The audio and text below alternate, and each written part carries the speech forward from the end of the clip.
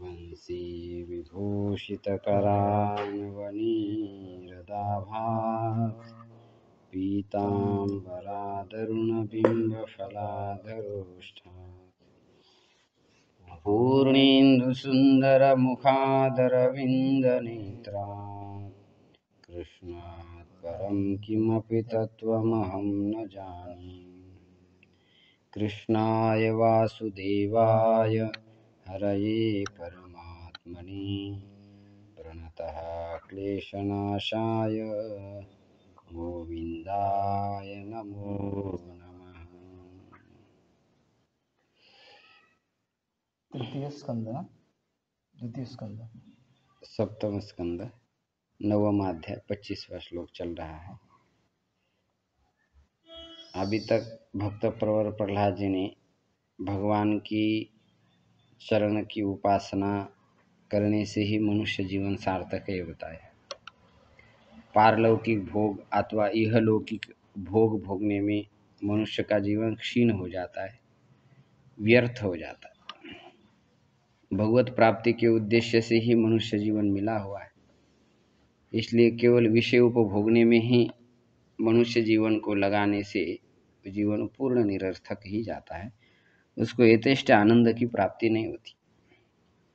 इसलिए ऊपर वाले लोगों के भोगों का वर्णन करते हुए अब यह लोग के जो भोग है वह भी मनुष्य मात्र को केवल सुख का आभास मात्र दर्शन कराते, वे भी कोई वास्तविक सुख नहीं।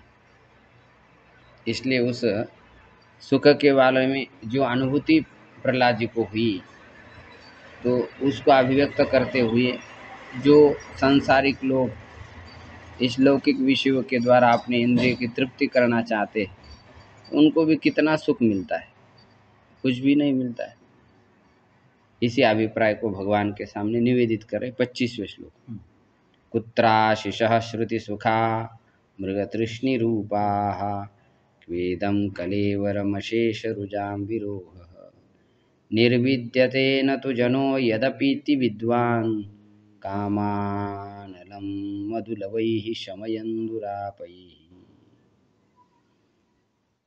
कुत्र श्रुतिसुखाः मृगतृष्णिरूपाः आशीष,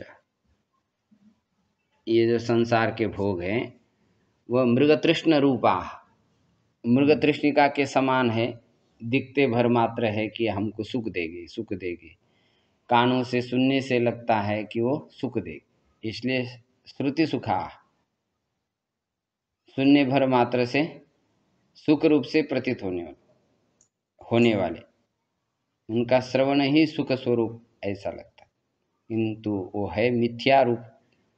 इसलिए वो विषय कहाँ है, मृगतृष्ण रूपा श्रवण इंद्रिय के लिए सुख रूप लगने वाले वो विषय का क्वेदम क्लेवरम अशेष रुजाम विरोह, और जिन शरीरों के द्वारा उन विषयों का उपभोग किया जाता है वो शरीर कैसा है, अशेष रुजाम विरोह कोई दम कलेवर, संपूर्ण रोगों का मूल उद्गम स्थान, रुजाम रोग, हाँ रुजाम रोग, अशेष रुजाम, संपूर्ण रोगों का मूल स्थान यह शरीर किधर है।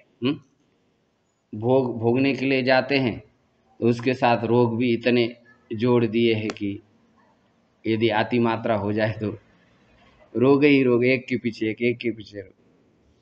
कभी घसा गला बैठ गया तो जुकाम आ जाती है, फिर खांसी आ जाती है, फिर कई और भी ज्वर आ जाता है, फिर कई घुटनों में दर्द, एक के बाद एक कितने सारे रोग उत्पन्न हो जाते हैं। तो ये कहाँ विषय सुख और कहाँ ये विषयों को भोगे जाने वाला शरीर जो संपूर्ण रोगों का हाँ आश्रय था।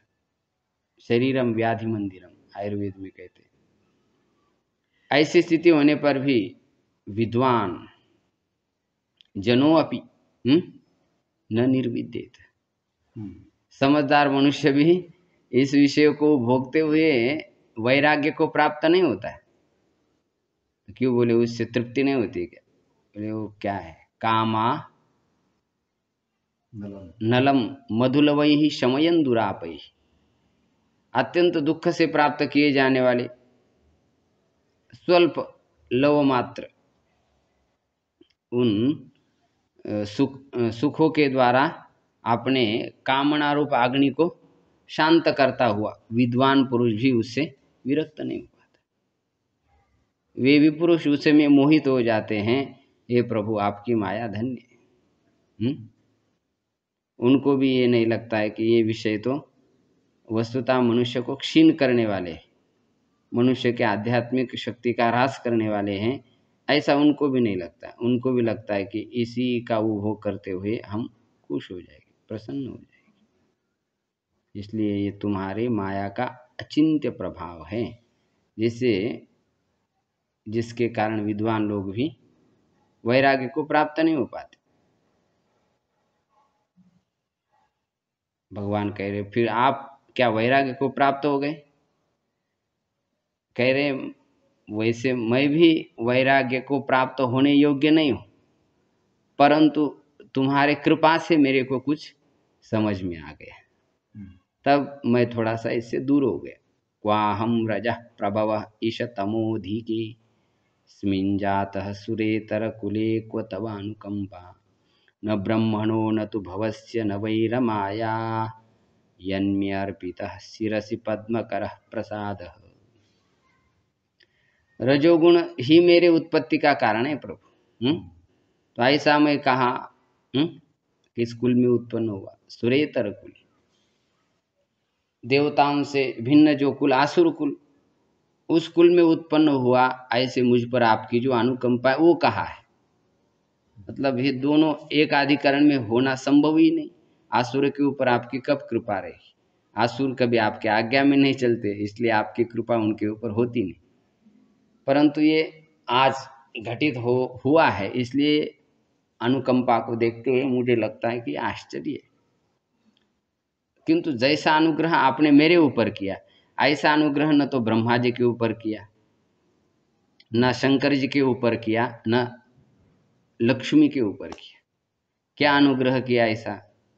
बोले ब्रह्मा जी के ऊपर कभी आपने प्यार से हाथ नहीं घुमाए, यद्यपि वे आपके साक्षात पुत्र हैं, लेकिन उनके ऊपर आपने कभी ऐसा हाथ प्रेम से नहीं घुमाया कि पुत्र कहा करके आपने उसको संबोधित नहीं किया। और शंकर जी के भी सिर पर आपने हाथ नहीं रखा, क्योंकि वो भी आपके अनन्य भक्त है, वैष्णव है, तो आप पूज्यता का भाव रखते हैं उनके प्रति, तो आपका हाथ उनके सिर पर आपने नहीं रखा। और लक्ष्मी को तो आपने चरणों के पास ही रखा है, हाथ का स्पर्श ही नहीं होता है उसके सिर पर। तो इतने नज़दीक रहने वाले, इतने आपके प्रिय भक्त, प्रिय पुत्र, लेकिन उनके सिर पर भी आपने जो आपका पद्म हस्त है उसको नहीं रखा, लेकिन वो पद्म हस्त आपने मेरे सिर पर रखा। तो ये तो महान अनुग्रह है मेरे ऊपर आपके कर। शंकर, हाँ, भवस्य शंकरस्य, शंकर जी के भी सिर पर आपने जो हाथ नहीं रखा, वो हाथ आपने में अर्पिता। तो ये मेरे ऊपर, मेरे लिए महान अनुग्रह है। भगवान का स्पर्श हो जाना सगुण साकार के स्वरूप का ये महान अनुग्रह है। इसलिए सभी संतों के ऊपर प्रेम उड़ेल दिया भगवान ने। इसलिए किसी को कंधे पर रखा, किसी को हाथ के ऊपर बिठाया, किसी को कमर पर बिठाया। पिठू माझा लेकर वाला संगे गोपाळांचा। तो भगवान तो भक्त के ऊपर रख लेते, लेकिन भक्त के भी हाथ आपने ऊपर आ जाए, इसलिए कंधे कर बिठा लिया भक्तों को।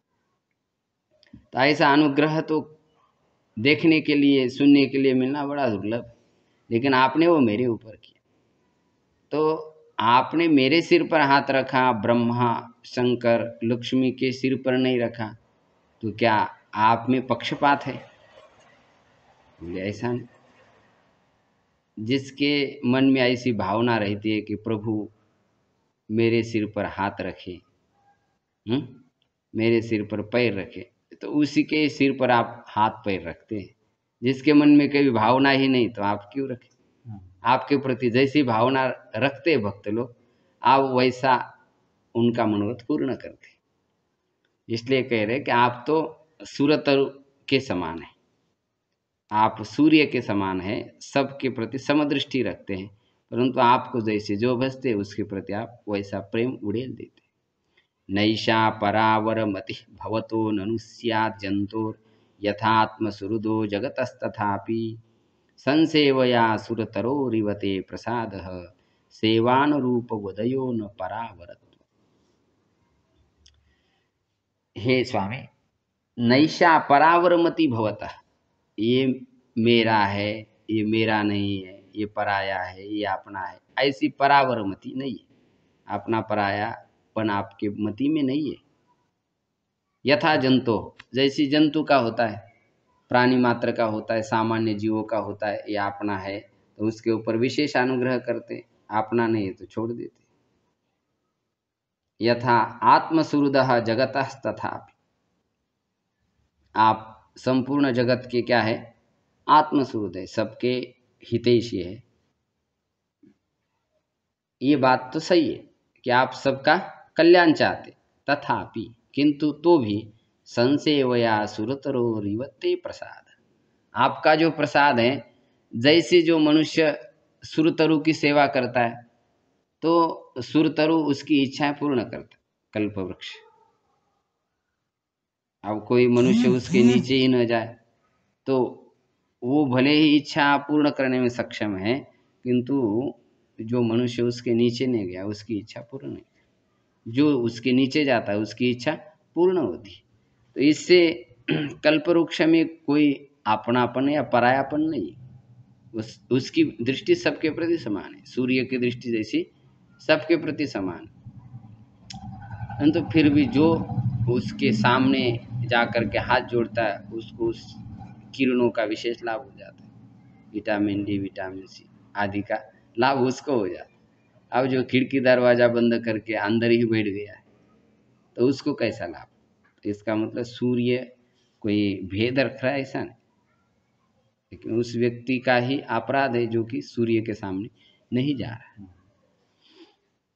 तो संसेवया, जैसे सेवा करने से कल्पतर वृक्ष मनुष्य के इच्छाओं को पूर्ण कर लेता है, उसी प्रकार सेवानुरूप उदय तव प्रसाद न परावर, सेवा के अनुरूप जो जिस प्रकार का सेवा भाव आपके प्रति रखता है तद अनुरूप आपके कृपा प्रसाद का अनुभव हो जाता है, लेकिन इससे न परावर्तव, तुम्हारे में अपनापन परायापन नहीं है, भेद दृष्टि नहीं है किसी के प्रति, आप सबके क्या हो, सुहृद हो, मित्र हो, सखा हो। आपने केवचन सुहृद सर्वभूतानां ज्ञात्वा माम शांतिं गच्छति, जब तक जीव ईश्वर को अपना मित्र समझता नहीं तब तक वो परम शांति को प्राप्त नहीं होगा।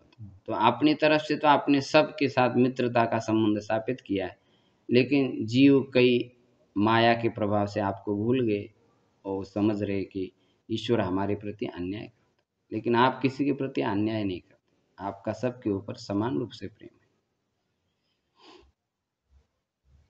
न परावरत्व दोन झाले ना, हाँ परावरण, हाँ, मति के लिए आया, आपके अंदर ऐसी मति नहीं, और इसीलिए सेवानुरूप उदय होने के कारण भी आपके अंदर परावृत्व नहीं।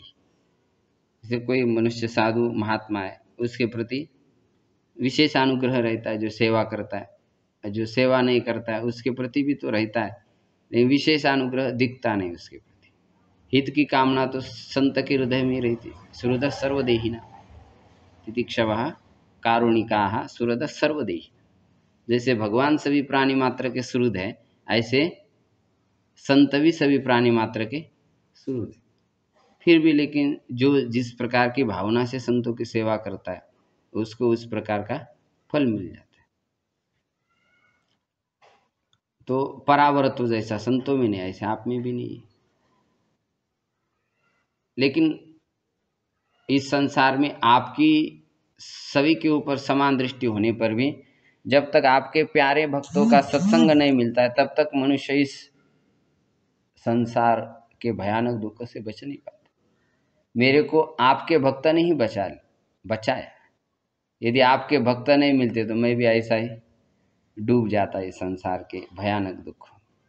एवं जनम निपतितं प्रभवाहि कूपे कामाभि कामम अनुयः प्रपतन प्रसंगात् कृत्वात्मसात् सुरर्षिना भगवन् गृहीतः सोहम कथम विसृजे तव भृत्य सेवा। एवं निपतितं जनम प्रभवाहि कूपे। इस प्रकार प्रभवाहि कूपे, प्रभव माने संसार, वही एक सर्प है और संसार रूप सर्प से युक्त ये जो कुआं है, तो उसमें कामान अभितः कामयमान, एक कामना के बाद और दूसरी कामना को चाहता हुआ मनुष्य इसमें गिरता जा रहा, निपतितम। और एक कामना में गिरने के बाद फिर दूसरे कामना में, तत्प्रसंगात प्रपतन अहम, उस कामना के संबंध से मैं एक कामना में गिर जाता, फिर दूसरी कामना में गिर जाता, ऐसा गिरता ही जा रहा था, गिरता ही जा रहा था उसी कामना के संबंध से, उसी संसारिक पदार्थों के संबंध से। किंतु हे भगवन सुरसिना आत्मसात कृत्वा,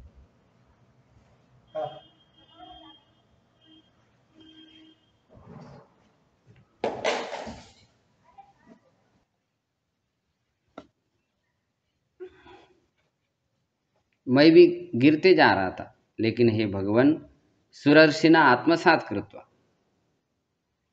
देवताओं में जो ऋषि है, ऐसे जो नारद जी महाराज, उन्होंने अपना लिया, स्वयं नहीं, उन्होंने मेरे अंदर कुछ गुण देखे। यदि शिष्य के अंदर कोई गुण दिखते हैं तो स्वयं सद्गुरु उसको अपना लेते। मैं तो उनके पास नहीं गया था, लेकिन उन्होंने ही मेरे को अपना लिया।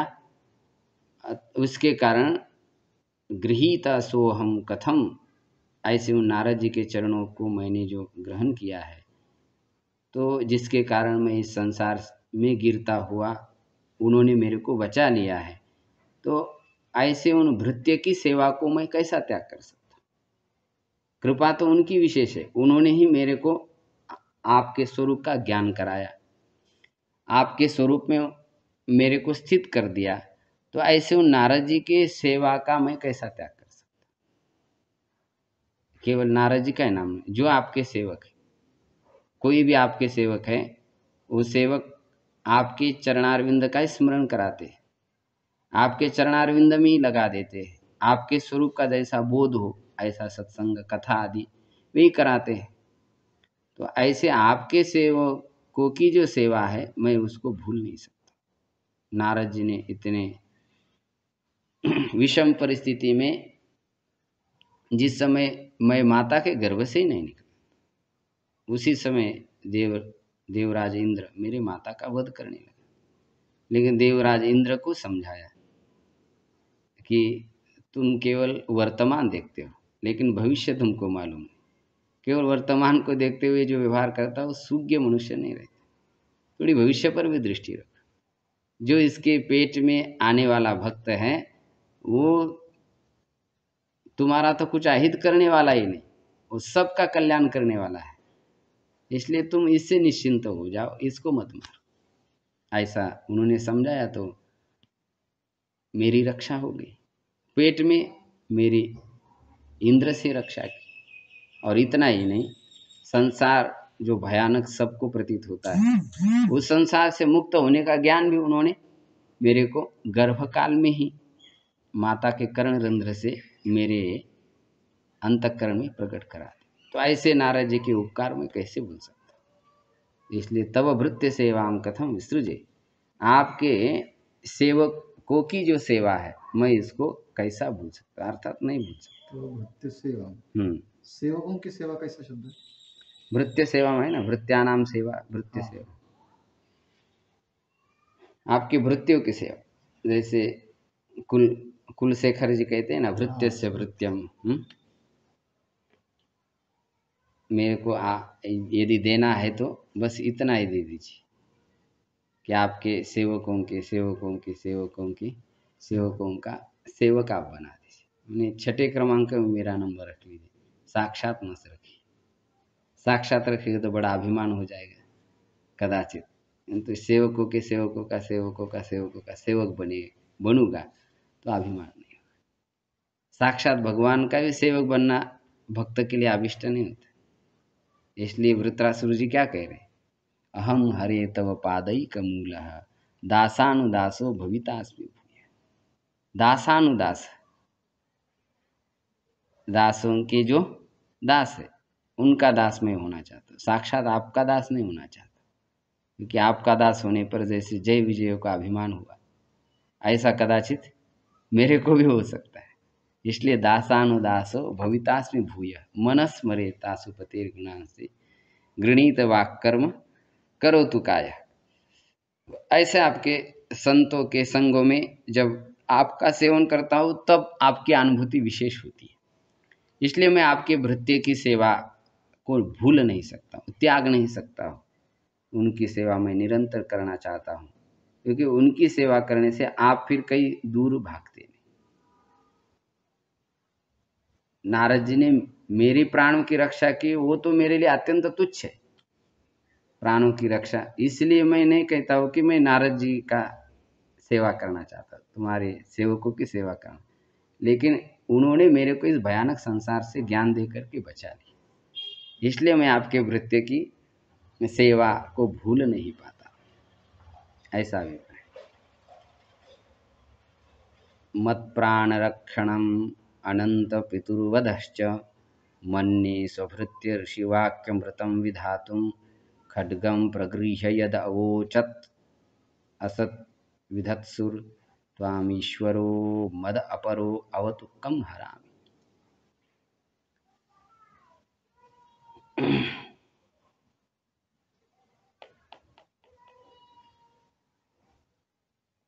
आपने यह मंगलमय दिव्य विग्रह धारण किया, ये केवल मेरे लिए नहीं किया बल्कि अन्य के ऊपर भी अनुग्रह करने के लिए किया।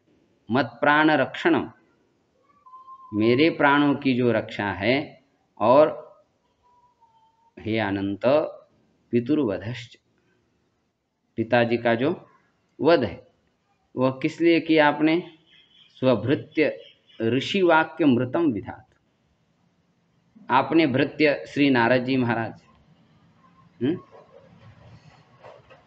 अथवा आपके जो सेवक श्री ब्रह्मा जी महाराज हैं उनके वचनों को सत्य करने के लिए, अथवा मुझ जैसा अत्यंत तुच्छ भक्त, मैंने तो बोल दिया, नारद जी ने बताया था कि प्रभु सर्वत्र रहते, तो मैंने बोल दिया यहाँ सर्वत्र है। जब पूछा हिरण्यकश्यप ने कि कहाँ पर है तुम्हारा प्रभु, एक कहानी सर्वत्र वर्तते, अत्र स्तंभे अपि वर्तते, तो मया तु न दृश्यते किन्तु मया दृश्यते अहम पश्यामि कुत्र वर्तते। तदा गदया प्रहारः कृतः तदा भगवता आविर्भावः जातः, तदा तु मम तुच्छ भृत्यस्य वचनस्य रक्षणं त्वया कृतं। स्वभृत्य ऋषि वाक्यमपि कृतं विधातुं, ऋषि नारदस्य वाक्यमपि सत्यं विधातुं, सत्य करने के लिए खड्गं प्रगृह्य यद अवोचत् असत विधात, जो गलत काम करना चाहता था, ऐसा जो हिरण्यकश्यप है वह हाथ में खड्ग लेकर के कहने लगा, त्वाम ईश्वरो मदापरो, मेरे अलावा कोई ईश्वर है बताओ, ऐसा उसने कहा, और यदि नहीं बताओगे तो अवतु कम हराम, वो मेरे से अलावा कोई ईश्वर होगा तो वो तुम्हारी रक्षा करेगा, और यदि नहीं होगा तो कम हरामी, कम शिरो हरामी त्रोटयामी, मैं तुम्हारे कम ना शिरो, हाँ सिर, इस सिर को ही उड़ा देता हूँ तुम्हारा। ऐसा जब उसने कहा तब आप उस आपने भृत्य के और ऋषि के वाक्य को सत्य करने के लिए आप प्रकट हो गए, ऐसा मैं मानता हूँ। मेरे प्राण की रक्षा करने के लिए अथवा पिता का वध करने के लिए नहीं प्रकट, वो तो आप वैसे संकल्प मात्र से कर सकते ना। भगवान अवतार क्यों लेते। एक बार बीरबल ने पूछा था, बीरबल को पूछा था बादशाह ने, बीरबल ब्राह्मण है, बादशाह मुसलमान है। तो इसलिए मुसलमान के संस्कृति में क्या है कि भगवान अवतार नहीं लेते, निर्गुण निराकार है। तो बादशाह ने पूछा कि तुम्हारे जो भगवान है कितने कमजोर है, उसको भक्त की रक्षा करने के लिए, दुष्टों का नाश करने के लिए अवतार धारण करना पड़ता है, हमारे भगवान तो कभी अवतार ही नहीं। तब फिर बीरबल में वो सारा प्रसंग करके दिखाया और कहा कि वो दुष्टों के विनाश के लिए नहीं, वो तो कथा मालूम है ना आगे की। हाँ, वो जो बीर बादशाह का जो बच्चा था वो उनके बेगम से वैसे बाहुली के रूप में बना करके हाथ में ले लिया और यमुना जी में डुबा दिया। तो सब सिपाही के साथ बादशाह घूम रहे यमुना जी के किनारे, लेकिन वो किसी सिपाही को नहीं कह रहे कि अरे जाओ मेरा बच्चा गिर गया, मेरा बच्चा गिर गया। किसी दासी के हाथ में वो बच्चा उसका बाहुली के रूप में पकड़ा, तो चलते चलते ऐसा आँख मिचौनी करके फेंक दिया। अरे बीरबल ने बच्चा बच्चा गिर गया। बच्चा तुरंत सब शस्त्रास्त्र छोड़ करके स्वयं ही कूद गया, पकड़ कर ले आया। अरे बोले बीरबल ऐसी कोई मजाक करते हो? बोले क्या करें, आपके सब सैनिक आदि आदि थे, तो आप क्यों कूद गए उसमें, सैनिक को आदेश दे दे। अरे कैसी बात करते हो, ये तो मेरा बच्चा है ना। तो बस बोले हो गया मेरा काम। बोले आपका काम, आप पूछ रहे थे ना कि आपके भगवान इतने कमजोर है कि वे स्वयं दुष्टों का नाश करने के लिए यहाँ आते, बैठे बैठे क्यों नहीं करते? बोले दुष्टों का नाश तो वैसे संकल्प से हो जाएगा, लेकिन भक्त की इच्छा रहती है कि मेरे प्रभु होगे तो कैसे होगे, उनका स्वरूप कैसा होगा, उनके स्वरूप का दर्शन मेरे को होगा, उनका स्पर्श होगा, ये उनकी इच्छा है। तो इसलिए केवल भक्तन हित लागी, भगवान अवतार लेते हैं, उनके अवतार का प्रयोजन केवल भक्त का हित करना ही है। आसुरों का विनाश ये प्रयोजन नहीं, लेकिन गौण रूप से बता दिया। मुख्य प्रयोजन तो क्या है? भक्तों का हित करना, भक्त की जो इच्छा है, भक्त ने जो कहा। अब यहाँ प्रहलाद जी ने कह दिया कि यहाँ पर है, तो बस उसी लिए भगवान ने अवतार लिया, हिरण्यकश्यप को मारने के लिए नहीं। जब एक सादा सा कोरोना वायरस जब प्रकट होता है तो इतने लोग मर सकते हैं, ऐसा ही कोरोना वायरस कर देता हिरण्यकश्यप, या एक आधा नट बोल्ट ढीला कर देता शरीर का, तो वैसे ही वो साफ हो जाता। लेकिन वो भक्त के वाणी को सत्य करने के लिए भगवान अवतार लेते हैं। वैसे अवतार लेने की कोई आवश्यकता नहीं, केवल संकल्प मात्र से सृष्टि को बना सकते हैं, उनको आसुरों के विनाश करने के लिए क्या आवश्यकता है? हे प्रभु सत्यम विधातुम, ऋतम नाम सत्यम विधातुम भवान प्रगटीभूतः इति अहम मन्ये। अन्यत प्रयोजन तो गौणम मत प्राण रक्षणम च मत पितुर्वधश्च।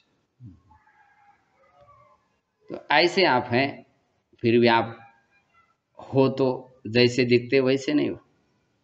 सारे संसार को उत्पन्न करते हो, सारे संसार के रूप में आप ही बनते हो, और आखिर करके सबको अपने अंदर समा लेते हो। एकस्त्वमेव जगदेतदमुष्य यत् त्वमाद्यन्तयोः पृथगवस्य मध्यतश्च सृष्ट्वा गुणव्यतिकरं निजमाया इदं नानेव तैरवसितः अनुप्रविष्टः। एतत् अमुष्य जगत एकस्त्वमेव, ये जो दिखता हुआ जो जगत है, पास का और दूर का, आधा शब्दस्तु विप्रकृष्ट, अमुष्य एतत् जगत, यह जो जगत दिखाई दे रहा है, तुम तो अकेले रहते हुए और आप ही स्वयं आद्यंतावयो, आदि और अंत में रहते हुए, पृथक अवश्य मध्यतश्च, आप इससे अलग भी दिखते हो, बीच में भी अलग रूप से प्रतीत होते हो, लेकिन वो सब इस जगत को उत्पन्न करते हुए आप इसमें पृथक रूप से प्रतीत होते हो। किस कारण से? गुण व्यतिकरम निजमाया इदम सृष्ट्वा, अपनी जो माया है उसी के गुणों में आप काल के माध्यम से व्यतिकर करते हो, माने विपरिणाम करते रहते हो, एक ही सत्व गुणों को अनेक रूप में परिणत करते रहते हो। तो सत्वगुण की सृष्टि अलग, रजोगुण की सृष्टि अलग, तमोगुण की सृष्टि अलग अलग करके आप नानीव, नाना जैसे उसमें प्रतीत होते हो कि आप अनेक हो गए हो जैसे। तैहि अवसितः, उन्हीं नानात्व रूप से दिखाई देने वाले पदार्थों के द्वारा आप निश्चित होते हो, आप निर्णित होते हो कि आप भी इसके अंदर हो, ऐसा निर्णय होता है कि तद अनुप्रविष्ट, आप उसके अंदर प्रविष्ट भी होते हो। आप ही अपने माया के द्वारा उन पदार्थों को उत्पन्न करते हो और उन्हीं पदार्थों के द्वारा अपना निश्चय करा देते हो और उसमें स्थित भी रहते हो। प्रविष्टान्य प्रविष्टानि तथा तेषु न तेषु, अपने स्वरूप का बोध कराने के लिए उसमें आप प्रविष्ट भी रहते हो, लेकिन आपके स्वरूप का ऐसा प्रभाव है कि उसमें आप प्रविष्ट भी नहीं रहते। प्रविष्ट वद उपलभ्यते, प्रविष्ट जैसे प्रतीत होते हो। किसी भक्त ने कहा कि यहाँ पर है, दिखाई देते वहाँ पर, तो इसलिए कहते है यहाँ पर। लेकिन जैसे कि कोई किसी पदार्थ में कोई पदार्थ मिला दिया, ऐसे आप मिलते नहीं। जल में कोई रंग मिला दिया, हम कहते मिल गया रंग जल में, तो ऐसे कोई आप किसी पदार्थ से नहीं मिलते। उस पदार्थ के साथ आप दिखाई देने पर भी उसमें आप मिले नहीं रहते, उसमें आप अलग ही रहते। जैसे जीव होता है, वो तो यद्यपि स्वरूप दृष्टि से देखे तो माया के किसी गुणों से संपृक्त होता ही, फिर भी मान्यता से तो समझ ही लेता है कि नहीं, शरीर यानी शरीर धर्मों के साथ मैं जुड़ा हूँ, ऐसा तो समझ ही लेता है। और वो धर्म नहीं भी समझ लेता, माया ऐसी बलवती हो प्रभाव डालती जीव के ऊपर, कितना भी मैं देह नहीं हूँ का चिंतन करे, फिर भी जब विषम स्थिति आ जाती है तो सब भूल जाता है ना जी। उस समय मैं ब्रह्म नहीं रहता है। जिनका बहुत ही प्रगाढ़ चिंतन हो गया हो, जिनकी वृत्ति विचलित नहीं होती, तो फिर तो क्या हो, सदा शिवेंद्र सरस्वती जैसे नहीं विचलित होते। शरीर का कुछ विनाश भी हो जाए तो भी वो अपने बोध में स्थित रहे। तो बहुत परिपाक का विषय है कि जो देह भाव के ऊपर उठ करके अपने स्वरूप को हमेशा अलग रूप से अनुभव करते, लेकिन आपका तो स्वभाव है सब में रहते हुए सबसे आप अलग रहते हो। त्वं वा इदं सदसदीश भवांस्ततोऽन्यो माया यदात्मपरबुद्धिरियं ह्यपार्थ यद् यस्य जन्म निधनं स्थितिरीक्षणं च तद्वै तदेव वसुकालवद अष्टितरो। हे प्रभु, त्वं वा इदं सदसद ईश, हे ईश, ये जो सद कारण और कार्यात्मक जो यह जो जगत है वो सब त्वं भवान, आप ही वो बन चुके हो। तंतु ही पट के रूप में अभिव्यक्त हो गया, तो तंतु पट का कारण है, तो वो कारण ही अनेक विध वस्त्रों के आकारों के रूप में दिखता है, तो कार्य कारण के रूप में आप ही हो। तो फिर अन्य अन्य क्यों दिखता है? ततो अन्यो माया यदात्म पर बुद्धि, आपसे भिन्न जो है वो माया है। जो वस्तु है उसको ढाक देती है और जो नहीं है उस वस्तु को दिखाती, उसी का तो नाम क्या है? माया। माया का चमत्कार है। तो जिसके कारण आत्म पर बुद्धि ही, ये मेरा है और ये पराया है, इस प्रकार की बुद्धि, किंतु वो बुद्धि कोई सार्थक नहीं। वो कैसी बुद्धि? अपार्थ, अपगतः अर्थः यस्याः सा अपार्थ, निरर्थ का निष्फला इत्यर्थ। वो बुद्धि कोई स्थिर नहीं रही। जब विचार के कसौटी पर देखे या प्रेम के कसौटी पर देखे तो अपना और पराया कोई नहीं रहता है, सब आत्मस्वरूप ही प्रतीत होते हैं। लेकिन वो माया अपना पराया का भेद करता है। मय और मोर तोरते माया, जय बस कीन सकल निकाय। ये माया ने मय और मोर तोरते माया, ये माया का स्वरूप इतना है। राम गीता। हाँ, राम गीता राम जी ने बताया ना, लखन जी सारे जो इसके वश में। तो यद यस्य जन्म निधनम स्थितिरीक्षणम, जो जिस पदार्थ का उद्भव निधन स्थिति ईक्षण दर्शन तद्वै तदैव, वह वही है। जिस पदार्थ का जहाँ से आपको दर्शन हो रहा है, जहाँ से उसका दर्शन हो रहा है, स्थिति हो रही और निधन हो रहा है जिस पदार्थ का, तो वो भी वही उसमें होता है। जैसे दृष्टांत दे दिया वसुकालवत, वसुकाल के समान। वसुकाल माने वसु के मतलब भूत सूक्ष्म, और काल शब्द पृथ्वी का वाचक है।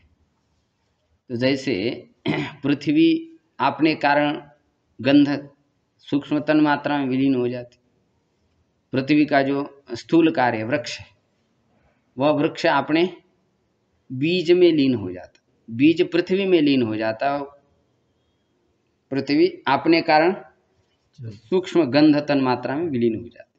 तो ये जैसे कार्य उत्तर उत्तर दिखाई देते, तो वो जैसे अपने अपने कारण में विलीन हो जाते, ऐसा दृष्टांत दिया। अष्टितर्वो हो वसुकालवत, दो दृष्टांत है इसमें। अष्टि माने बीज, तरु माने वृक्ष, और काल शब्द पृथ्वी का वाचक है, वसु भूत सूक्ष्म का वाचक है, पृथ्वी के कारण जो गंध तन मात्रा उसका वाचक है। तो वो जैसे वृक्ष बीज में, बीज पृथ्वी में, और पृथ्वी तन मात्रा में विलीन हो जाती, वैसे ये सारा जो संसार है वो भी जिस परमात्मा से निकला हुआ है वो स्थूल रूप से दिखता है, फिर विनष्ट हो जाता है, तो वो अपने अपने कारण में विलीन होता हुआ परम कारण परमात्मा में विलीन हो जाता। तो इसमें तात्विक दृष्टि से कोई भेद के लिए अवसर नहीं। तो आप प्रभु क्या करते हो, इन सारे संसार को उत्पन्न करते हुए भी आप किसी गुणों से युक्त नहीं होते, ना आपके अंदर तमोगुण है, ना कोई किसी गुणों का धर्म आपके अंदर है, लेकिन आप उत्पन्न करते हो। उत्पन्न करते हुए भी आप योग सामर्थ्य से उससे संबंध नहीं होते। न्यस्य इदमात्मनि जगद विलयाम्बु मध्ये शेषे आत्मना निज सुखान भवो निरीह योगेन मिलित दृक् आत्मनिपीत निद्रः तूर्ये स्थितो न तु तमो न गुणांश्च युङ्क्ते। युंक्षे, युंक्षे मध्यम पुरुष, युङ्क्ते युञ्जाते युञ्जते युंक्षे आत्मनिपद प्रयोग, रुदादिगणीय धातु, युंक्षे बन जाएगा।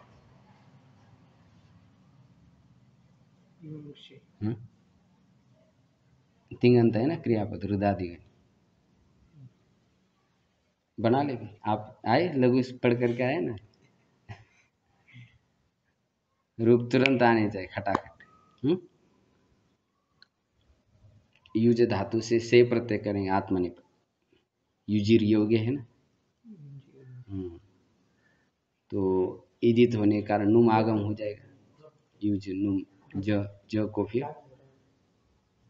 वृश्च व्रज सृज मृज राज भ्राज शशाम सकार हो जाए, षडो कैसे श हो जाएगा, कैसे संयोग नशा पदांत अनुसार, अनुसार से पर सवर्ण चितात्मा टेरे तो है से में युंग से रूप आत्मनिपद। जोड़ते हो तुम, इस नहीं जुड़ते हो। क्या कुछ कार्य आ गया? हाँ,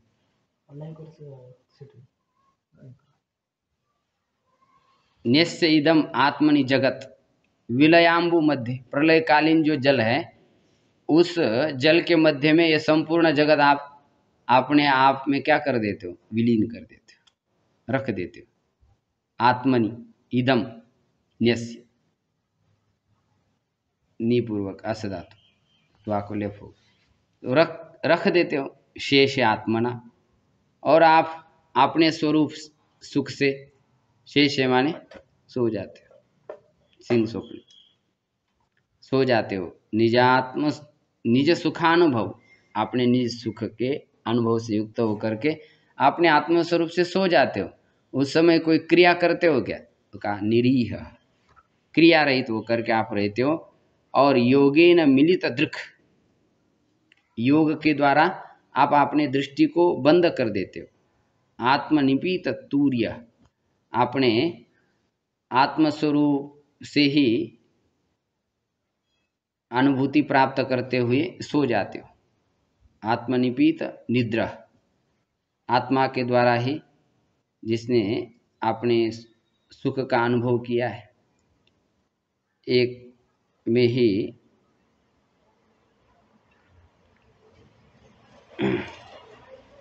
आत्मनिपीत निद्रा, आत्मा स्वरूप ही जिसने निद्रा प्राप्त कर ली, ऐसा। आत्मनिपीत निद्रा, आत्मना निपीता इति आत्मनिपीता, आत्मनिपीता निद्रा एन स आत्मनिपीत निद्रा। आपने स्वस्वरूप से जिन्होंने निद्रा प्राप्त कर ली, तमोगुण के कारण निद्रा को प्राप्त कर लेते हैं, लेकिन प्रभु जब अपने स्वरूप में स्थित होना चाहते हैं तो वो उनकी निद्रा है, वो योग निद्रा है।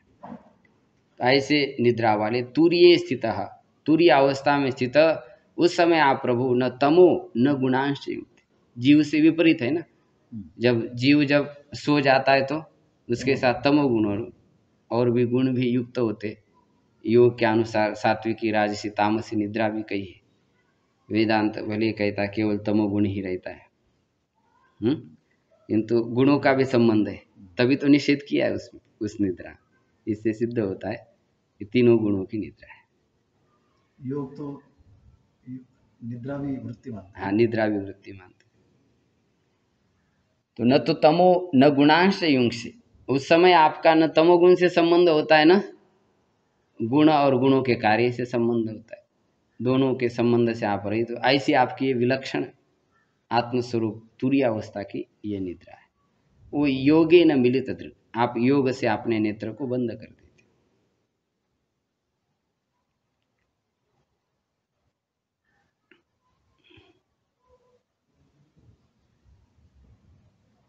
तस्यैव ते वपुरिदं निजकाल शक्त्या संचोदितः प्रकृति धर्मण आत्मगूढ़म अंबसी अनंत शयनात् विरमेत समाधिर नाभिरभूत स्वकनिकावट महाब्जम।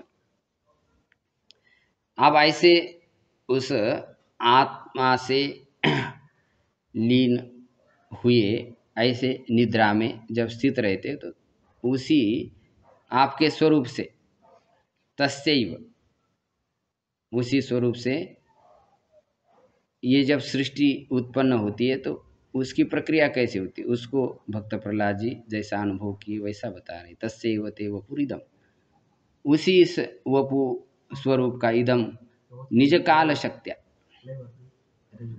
आपकी जो निज काल शक्ति है उस काल शक्ति के द्वारा संचोदित प्रकृति धर्मना,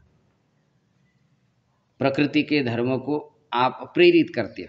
प्रकृति स्वयं जड़ है, तो जब परमात्मा उसको प्रेरणा करते तभी वो किसी कार्य को उत्पन्न करने में सक्षम होती है। तब आप विरमत समाधि, तब उस समय आप समाधि से उपराम हो जाते हो। तब आपके ही नाभि से, तस्य, उसी आपके नाभि से अनंत शयनात्, उस अनंत शयन आपके स्वरूप से इदम वपुहु अंबसी आत्मगूढ़म, ये जो शरीर है वह उसी जल में आपके स्वरूप में जो स्थित था वह प्रकट हो जाता है। ब्रह्मा जी का जो शरीर है वह प्रकट हो जाता है। किस प्रकार?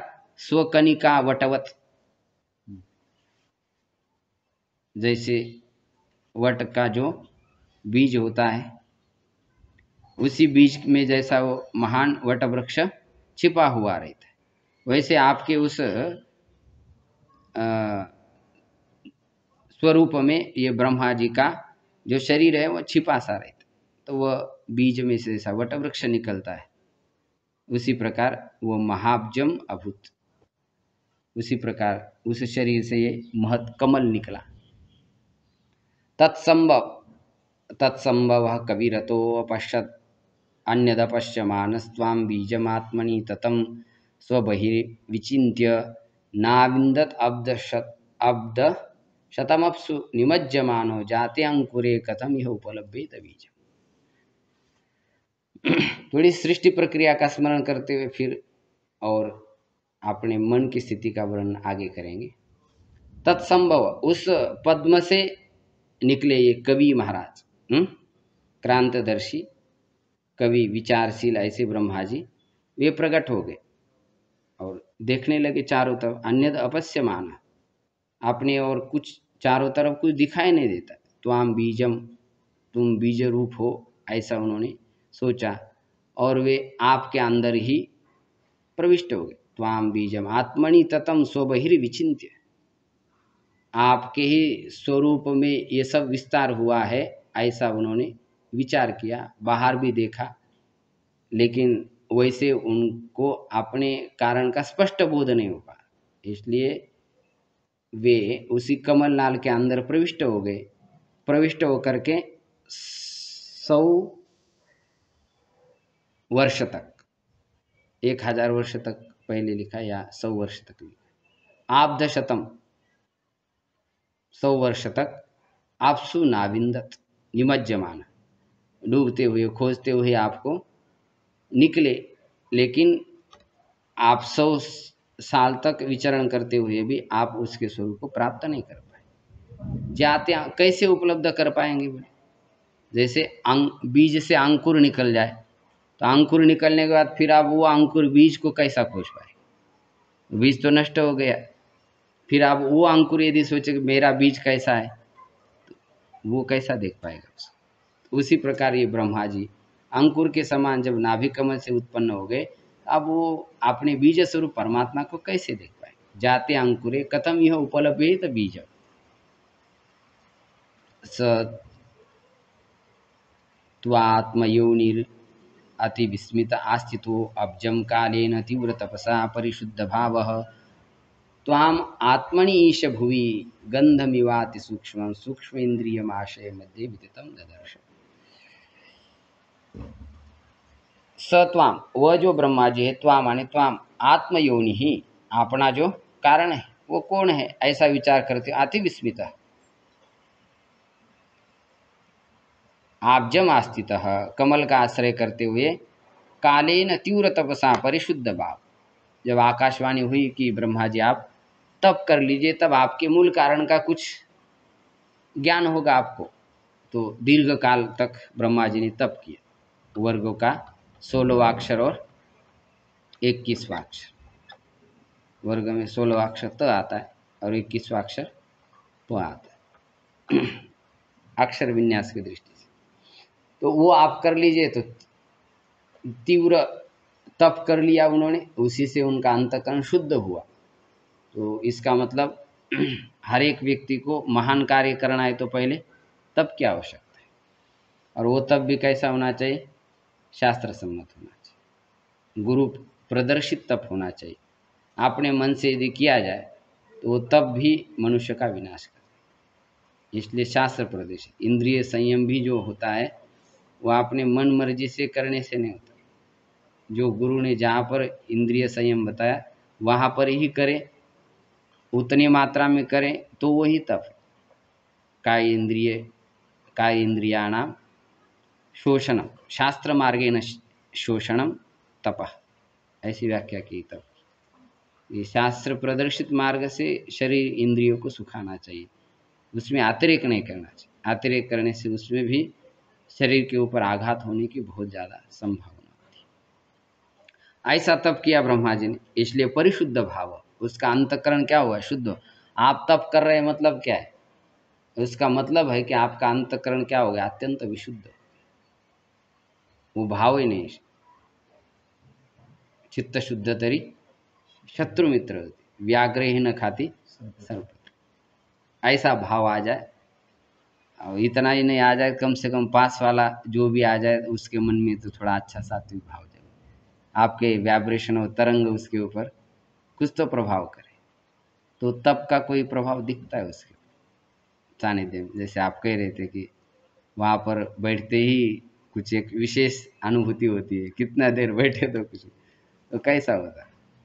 कुछ तो तरंग है ना वहाँ पर, विशिष्ट महाराज जी इन्हें छोड़े, उनका वो प्रभाव पड़ता है वहाँ, जाते ही लगता है आप यहीं पर बैठे रहो, कितने लोग खींचे जाते।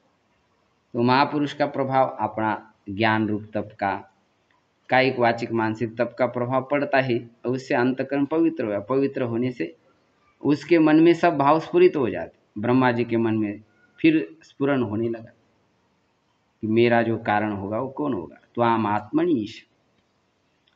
तो वे ब्रह्मा जी अपने ही अंतःकरण में आपको देख चुके। कैसे? भुवि गंधम इव अति सूक्ष्म, भुवि गंधम, जैसे पृथ्वी में जो सूक्ष्म गंध होता है वो कहाँ पर उपलब्ध होता है? पृथ्वी में ही उपलब्ध होता है। तो वैसे ही तुमको उन्होंने अपने अंतःकरण में देख लिया। अति सूक्ष्म, अत्यंत सूक्ष्म स्वरूप, भूत इंद्रिय आशय मध्य, भूत इंद्रिय और अंतःकरण इसके मध्य में ही आप व्याप्त है, ऐसा उन्होंने देखा। विततम ददर्श, व्याप्त है ऐसा उन्होंने देखा।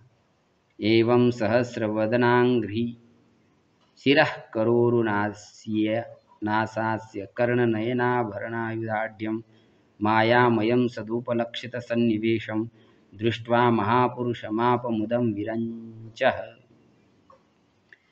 इस प्रकार सहस्रवदनांघ्रि, हजारों मुख, हजारों पैर, हजारों सिर, हजारों हाथ, हजारों उरु माने जंघा है, नासाका, मुख, कर्ण, नयन, आभरण, आयुध आदि से युक्त ऐसा मायामयम सदुपलक्षितम, सद से उपलक्षित वह स्वरूप एक माया से विलक्षण है, किंतु फिर भी माया के कुछ अंश का उसमें दर्शन होता है, इसलिए मायामय का सदुपलक्षित सन्निवेश, उसमें सद का दर्शन होता है अथवा सद का उस मायामय स्वरूप में प्रवेश है, ऐसा उन्होंने देखा। तो ऐसे सदुपलक्षित प्रवेश से युक्त मायामय ऐसे महापुरुष को उन्होंने देखा और देख करके विरंच मुदम आप, मुदम माने प्रसन्नताम, हर्षताम आप, वो प्रसन्नता को प्राप्त हुए। ऐसे आपके जो मंगलमय स्वरूप है वे बड़े ही प्रियतम होते। आप ऐसे मंगलमय स्वरूप किस किस कारण से धारण कर लेते, तो उसमें से एक कारण यहाँ पर प्रहलाद जी बता रहे। तस्मै भवान हरिशिरस तनुवम च बिभ्रत वेद द्रुहौ अतिबलो मधुकैटवाक्यों हत्वा अनयत श्रुतिगणांस्तु रजस्तमश्च सत्वं तव प्रियतमाम तनुमाम। ये जो आपका हयग्रीव स्वरूप है, जो केवल वेद की रक्षा करने के लिए ही आपने धारण कर लिया है। वेद द्रोह अति बलो, वेद का द्रोह करने वाले अत्यंत बलशाली मधुकैटभ नाम के जो दैत्य, उस दैत्य को आपने उस हयग्रीव स्वरूप से नष्ट कर दिया और श्रुति समुदाय को ला करके आपने वापिस ब्रह्मा जी को प्रदान कर दिया। रजस तमश्च सत्वम तव प्रियतमाम तनुमामनति, ये प्रसंग के अनुसार कभी सात्विकी, राजसी, तामसी, ऐसी जो आपकी मंगलमय तनु है, ऐसे उस तनु को विद्वान लोग आमनंती कथयंती इत्यर्थ है, वे लोग कहते रहते हैं।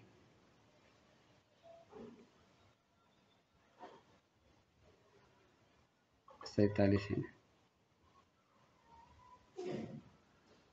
तस्मय का अर्थ ब्रह्मणे श्रुतिगणान अनयत, उनके लिए आपने श्रुतिगणों को ला करके दे दिया। ऐसे उस तनु को प्रियतनाम तनु सत्वम आमनंती, वो प्रियतम सात्विक तनु है ऐसा कहते हैं। तो उस समय आपने रजोगुण तमोगुण को भी धारण किया, क्रोध आना, उनको मारना, ये सब रजस्तम का भी प्रभाव रहता है। तो ऐसे प्रभाव वाले शरीर को भी आपने धारण किया और अंत में वेद को देते हुए आपने सात्विक प्रियतम तनु को धारण किया, ऐसा विद्वान लोग कहते हैं, भक्त लोग कहते हैं। इत्थं नृत्रियग ऋषिदेव झषावतारै लोकान् विभावयसि हंसि जगत्प्रतीपान् धर्मं महापुरुषपाशयुगानुवृत्तं छन्नः कलौ यदा भवस्त्रियुग अथ सत्वम। और आप हो कैसे, भगवान के प्रभाव का ही मन में यदि विशेष प्रभाव पड़ जाए तो मन प्रभावित हो जाता है ना, किसी के प्रभाव को समझे बिना मन प्रभावित नहीं हो पाता, इसलिए प्रभाव को समझना आवश्यक। वो प्रभाव हम याद कर लेते हैं, समझ भी लेते, कहते भी हैं, लेकिन उतने प्रभाव नहीं अंकित। जैसे नाम के बारे में यही होता है, नाम से सब कुछ होता है फिर भी विश्वास संपूर्ण नहीं आ पाता है, क्योंकि उतना प्रभाव नहीं पड़ा है। जिनका पड़ा वो कहते यही करो, दूसरा कुछ मत करो। इसका मतलब हमारे मन में नहीं पड़ रहा है, इसका मतलब उसमें नहीं, ऐसा नहीं कह सकते। प्रभाव तो है लेकिन मन कैचअप नहीं कर रहा है, होगा नाम से ही सब कुछ हो जाएगा, कोई और करने की जरूरत है नहीं, दूसरा करते तो माथापच्ची इतनी हो जाती, अहंकार की अभिवृद्धि, कुछ भी कर लीजिए साथ। अहंकार का शमन नहीं। वो अहंकार के पोषक ही सारे साधन, लेकिन नाम महाराज ऐसा होने नहीं देते। और दूसरे साधन आने से पहले वो इतना तैयार कर देते मन भूमिका को, अहंकार को ऊपर निकलने के लिए कहा है अवसर ही।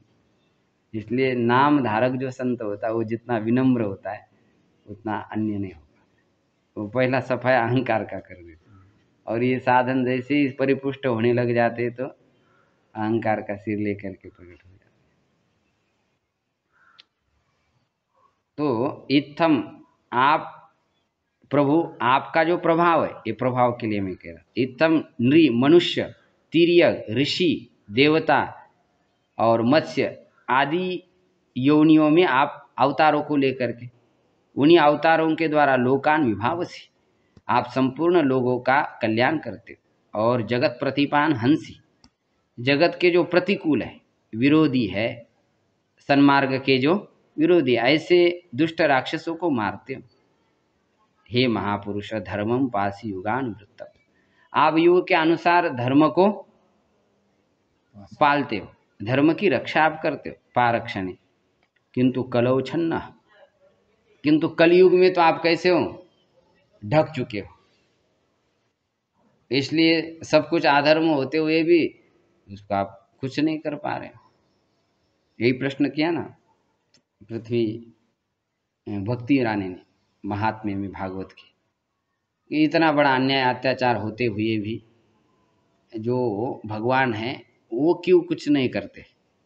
कहा कि कली का ऐसा प्रभाव है, अधर्म अन्याय अत्याचार होते हुए भी भगवान केवल चुपचाप बैठ करके देख रहे, वो भी कुछ नहीं करते, प्रतिकार नहीं करते।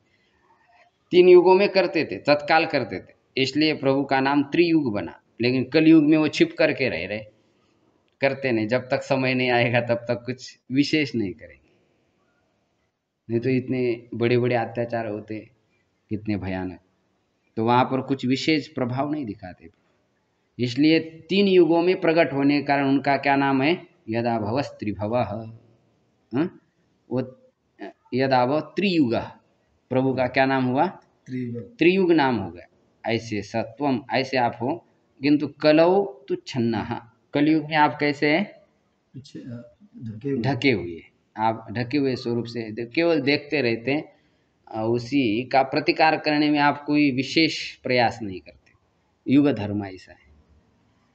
अब भक्त प्रहलाद जी अपने मन की दशा को कह रहे हैं, इंद्रिय को दशा को कह रहे हैं कि क्या करें, ऐसे इस संसार के परिवेश में रहते हुए मेरा भी मन आपके कथा में नहीं लगता है। ये मन भी मेरे साथ बड़ी जबरदस्ती करता है। मैं इसको कहता हूँ कथा सुनो कथा सुनो, आपके नाम में लग जाए, साधु के संग में लग जाए, लेकिन नहीं लगता, वो अपनी मन मर्जी करता। नहीं, मेरे को खूब समझ में आ जाता, और मन मर्जी में चलता है, इसलिए वो हमेशा दुखी रहता है।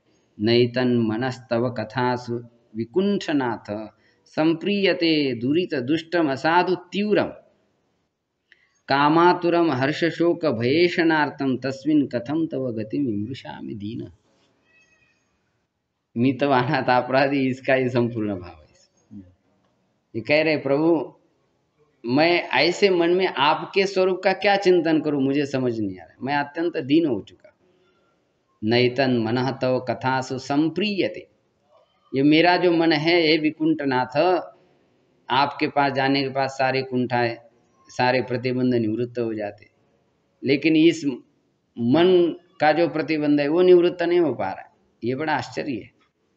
तो वो मेरा जो मन है वो आपके कथा में नहीं लगता है, क्योंकि वो इतना दुरित है, मानी पापी है, दुष्ट है, और कैसा है, असाधु है, और कैसा है, तीव्र है, बड़ा बलशाली। उसके अंदर जो भी आ जाता है वो करके ही मान लेता है, बाद में दुखी हो जाता है।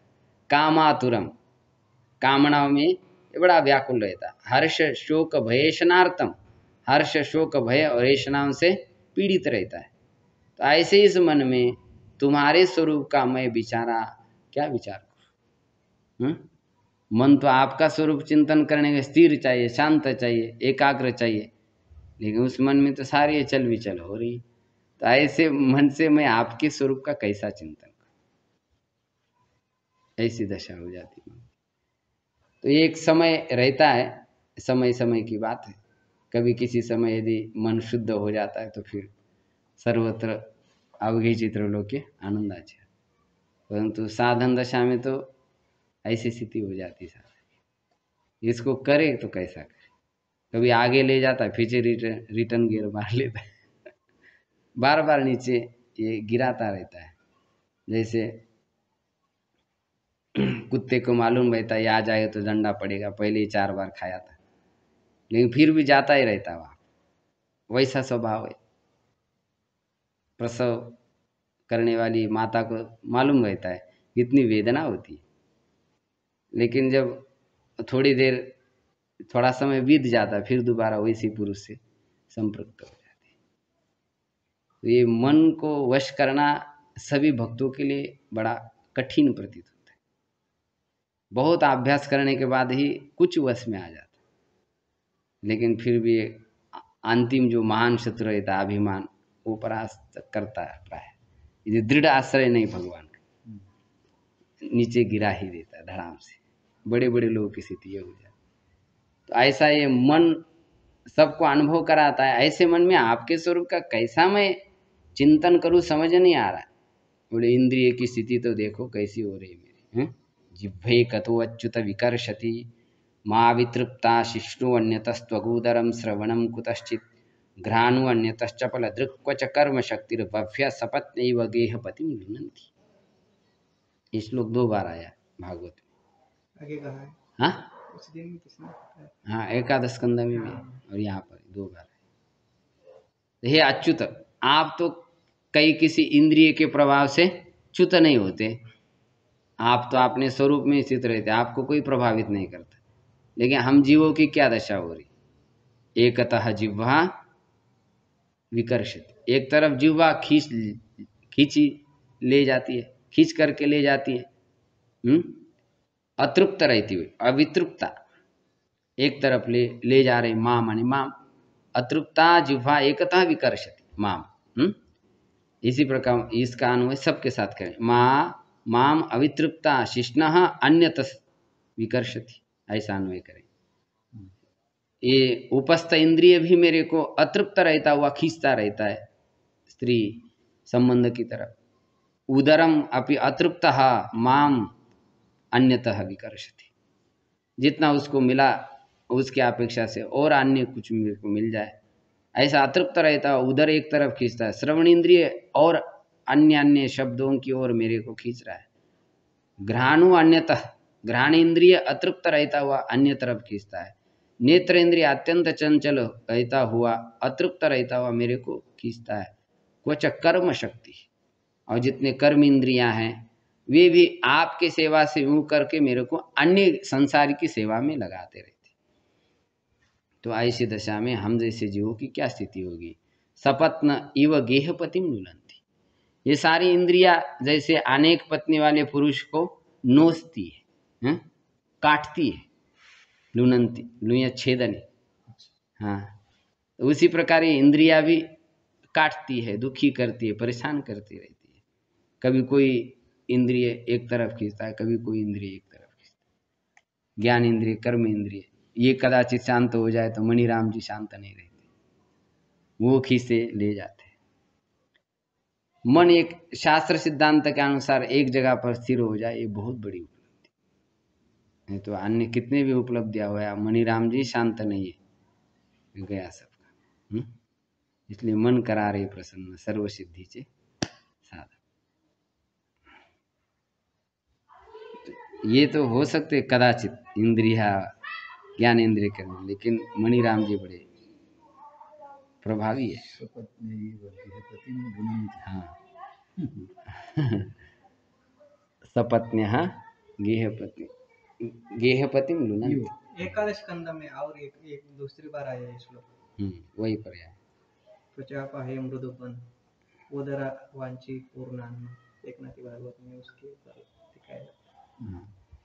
एवं स्वकर्म पतितं भववैतरण्याम अन्योन्य जन्म मरण आशण भीत भीतम पश्चंजनम स्वपर विग्रह वैर मैत्रम हंति इति पारचर पिप्रुहि मूढ़ मध्य।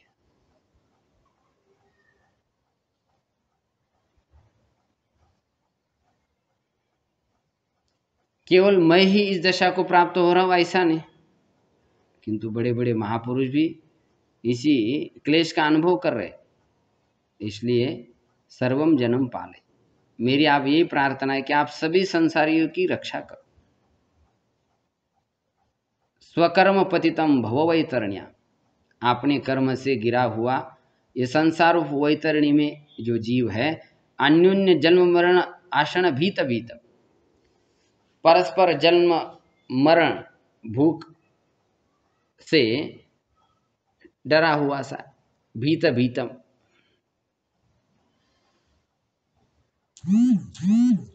भीत भीतम का अर्थ अत्यंत डरा हो, अति भीतम, परस्पर के जन्म मरण आदियों के कारण अत्यंत डरा हो, अपने हाँ जन्म से अथवा पराये के जन्म मरण से, भीत भीतम अति भीतम इत्यर्थ।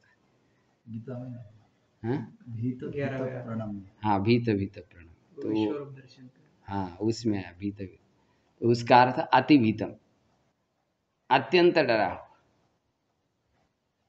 विग्रहेशु, और झगड़ा आदियों में भी कई जगह पर इसकी शत्रुता है तो कई जगह पर इसकी मित्रता है।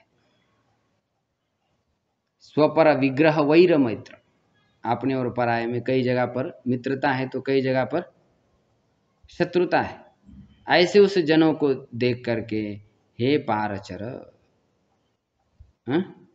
आप इस संसार से तो पार विचरण करने वाले हो, पार रहने वाले हो, नित्य मुक्त हो, आप उस संसार को नष्ट करने वाले हो, हंता। फिर भी हम सभी लोग इस भयानक संसार वैतरणी में दुख भोग रहे।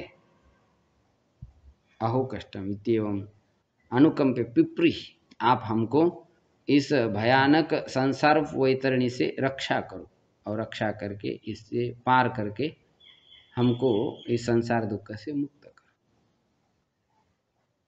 ऐसे लोगों, इस प्रकार लोगों को देख करके उनके मन में एक प्रकार का दुख उत्पन्न हो, चलो मैं तो, मेरी तो दशा ऐसी है, मेरी मन की दशा ऐसी, इंद्रिय की दशा है, लेकिन आप लोगों की भी तो ये दशा है, तो आपके अंदर तो सब सामर्थ्य, आप सबको इस संसार वैतरणी से पार कर सकते हो। वैतरणी नदी एक जीव को पार करनी पड़ती है ऊपर नरक में। जब मर जाता है तो कहते गाय का पूछ पकड़ करके यदि गाय का दान दिया जाता है तो उस वैतरणी नदी से मनुष्य पार हो जाता है। वो एक नदी मिल जाती वहाँ पर नरक में, बड़ी भयानक नदी रहती। तो ये भी संसार वैतरणी नदी है, इससे भी तो आप हमको पार करा सकते हो, आपके अंदर ये सामर्थ्य है, आप इससे पार करा करके हमारी रक्षा करो। कोनु अत्र ते अखिल गुरो भगवन् प्रयास उत्तारणीयस्य भवसंभव लोपहेतो मूढ़ेषु वै महद अनुग्रह आर्तबंधो किं तेन ते प्रियजनान अनुसेवतां न। आप प्रहलाद जी अत्यंत दयायुक्त हो, करुणा जब अंतःकरण में जग जाती है, जैसे स्वामी समर्थ 11 साल के आयु में थे, माता जी ने कहा कुछ चिंता तो करते ही नहीं प्रपंच जी, क्या करते हो? तो कहते पीछे कमरे में गए और रोने लगे। क्या हो गए? तुम कहते हो कुछ संसार की चिंता करते हैं, जरूर देखो कितना समाज दुखी है, जो खाने के लिए अन्न नहीं, किसी के लिए वस्त्र नहीं, किसी के लिए रहने के लिए घर नहीं, और पर की आक्रांताओं का कितना तांडव मचा हुआ है। ऐसी स्थिति में देश का क्या हो? चिंता करते मेरा हृदय फटा जा रहा है। अरे बोले इस संसार की चिंता नहीं, तुम्हारी शादी की चिंता कर रहे। लेकिन समर्थ सब संसार को देख, इसलिए करुणाष्टक निकले उनकी, वो बड़ी दया से भरे पड़े, बहुत विलक्षण है। जैसे ज्ञानेश्वर महाराज सभी संसारी को देख करके प्रार्थना करे, ऐसे वो भी कह रहे। तो वो एक संत का हृदय होता है जो संसारियों को देख करके अत्यंत द्रवीभूत हो जाता है। इसलिए कह रहे कि कौन अत्र ते अखिल गुरु, तुम तो सारे संसार के गुरु हो, किसको क्या शिक्षा देनी है और कब उसको कैसे स्थिति में से बाहर निकालना है तुम समझते हो। आपके लिए क्या ऐसा कठिन है? शिक्षा दे करके आप तो इनको बाहर निकाल ही सकते हो। और इसी संसार के उत्पत्ति और विनाश का आप ही तो कारण है। तो आपको इस संसार से परे ले जाना, इसमें क्या क्लेश है आपके लिए? आप तो इन सब को पार कर सकते हो। मूढ़ेश वै महद अनुग्रह आर्तबंध, मूढ़ पुरुष के ऊपर अनुग्रह कर लेना, ये तो महान कार्य है ना। और वैसे आपका नाम क्या है? आर्तबंधु, दुखियारों के आप मित्र हो, हित चिंतक हो। तो फिर ये तो सारे आपसे विमुख होकर के दुख भोग रहे हैं, तो फिर इनका आप उद्धार कर लीजिए ना। किम तेन ते प्रिय जनान अनुसेवताम न। और हम लोगों का भी क्या है, केवल प्रियजन आपके भक्त लोगों की सेवा करते हुए, और यदि ये संसार के लोग दुखी है तो फिर केवल आपके प्रियजनों की सेवा करने से हमारा भी क्या प्रयोजन है? अर्थात कोई प्रयोजन नहीं। आपको भी यही काम करना चाहिए। इस संसार में भले भटके हुए जीव है, दुख को प्राप्त है, उनका उद्धार करना चाहिए। और हम लोगों को भी, जो हम आपके भक्तों की सेवा कर रहे हैं, उनका उद्धार करना चाहिए, ऐसा मेरे को लगता है। भगवान कह रहे कि भाई तुम इन सब लोगों, मूर्ख लोग हैं, इनको मैंने सब उद्धार के साधन दे दिए, सब कुछ दे दिए, और ये कभी संसार से मुक्त होना ही नहीं चाहते। रात दिन में अपने प्रकृति के द्वारा भी इनको चटके लगाता हूँ, फिर भी ये मेरे तरफ आने ही नहीं चाहते। तो तुम क्यों इतना दुखी हो रहे हो? तुम अकेले मुक्त हो जाओ, बस तुमको मैं मुक्त कर ही दिया हूँ, तो तुम मुक्त हो जाओ, अपने आनंद से रहो, मुक्ति का अनुभव कर लो। प्रहलाद जी कह रहे नहीं, यदि आप इनको बंधन में रखते हुए मेरे को मुक्त करना चाहते हो तो मैं मुक्त होना नहीं, अकेला मुक्त होना नहीं चाहता। इनके मुक्ति कर देते हो तब मेरी मुक्ति हो जाए, तब तो फिर ठीक है। इसलिए अकेले मुक्त होना नहीं चाहते। केवल अकेला जो मुक्त होना चाहता हो तो महास्वार्थी, जंगल में जाकर के बैठा है अपना एकांत, ब्रह्म स्वरूप को प्राप्त कर लिया तो भी बैठा है एकांत में, केवल स्वार्थी, वो इतना श्रेष्ठ आपका भक्त नहीं। यदि स्वयं मुक्त हो गया तो उसको अन्य लोगों को मुक्त करने का प्रयास करना चाहिए। और मेरे को तो लगता है इनको पहले मुक्त कर देना चाहिए, उसके बाद हमको मुक्त होना चाहिए।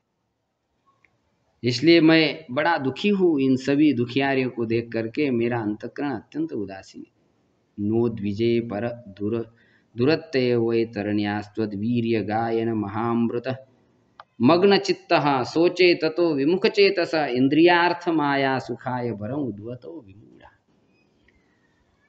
ठीक है, भयानक यह संसार वैतरणी नदी है, इससे दुख मिलता है, ये तो सबके अनुभव की बात है। लेकिन इस भयानक वैतरणी से मैं नहीं डरता। क्यों नहीं डरते हो? हैं? सब लोग हाथ जोड़ते बोल रहे हैं कि मैं क्या कर रहा हूं? त्वद्वीर्य गायन महामृत मग्न चित्त, आपके सामर्थ्य के गायन में, अथवा आपका सामर्थ्य गान ही एक महा अमृत है, उस महाअमृत में मेरा चित्त मग्न, आपके गुणानुवाद करने में मेरा चित्त मग्न हो गया। इसलिए मेरे को संसार के दुख का मेरे ऊपर प्रभाव नहीं पड़ रहा है। किंतु जो आपके कथामृत पान में मत्त नहीं है, जो आपके कथामृत पान में निमग्न नहीं है, और जो आपके चरण कमल से कैसे विमुख हो गए, विमुख चेतस, जिनका चित्त आपके चरण कमलों में नहीं लगा है, तो ततो सोच, मैं उनका क्या करता हूँ? शोक करता हूँ कि इनका कैसा होगा। फिर इनको तो भरोसा ये है कि संसार से हमको परम संतुष्टि मिलेगी, लेकिन इनको तो मिलने वाली है ही नहीं। तो इनका उद्धार इस आभासिक सुख से कैसा होगा, ये मेरा चिंता का विषय। बोले सुख तो इनको मिल रहा है किसी प्रकार का, बोले इंद्रियार्थ माया सुखाय भरम उद्वहतो विमूढ़ा। इंद्रियार्थ माया सुख है, इंद्रिय और अर्थ के संबंध से जो उत्पन्न होने वाला वो सुख माया सुख है, आभासिक सुख है।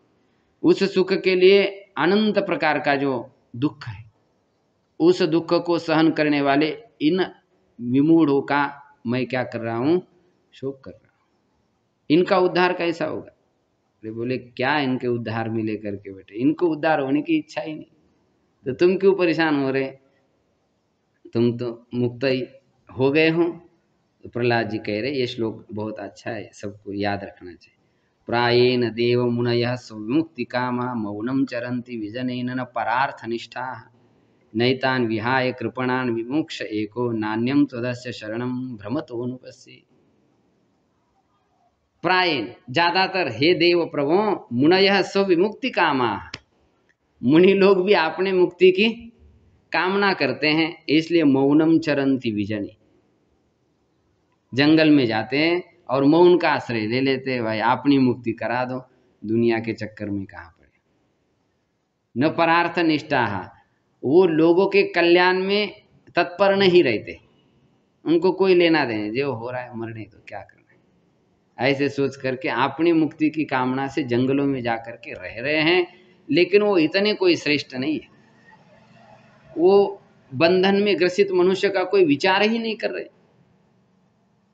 लेकिन मेरे को इन लोगों का बड़ा दुख हो रहा है, इनके विषय में बड़ी चिंता है। इसलिए यदि प्रभु आप कह रहे हो कि मैं अकेला मुक्त हो जाऊं, तो नैतान विहाय कृपणान विमुक्ष एको, मैं अकेला इन कृपण लोगों को छोड़ करके मुक्त नहीं होना चाहता। मोक्तुम न इच्छे, कृपण कृपण माने जो सांसारिक विषयों में फंसे, हाँ तन्ना कृपण, जो आपके चरण से विमुख है वही कृपण है।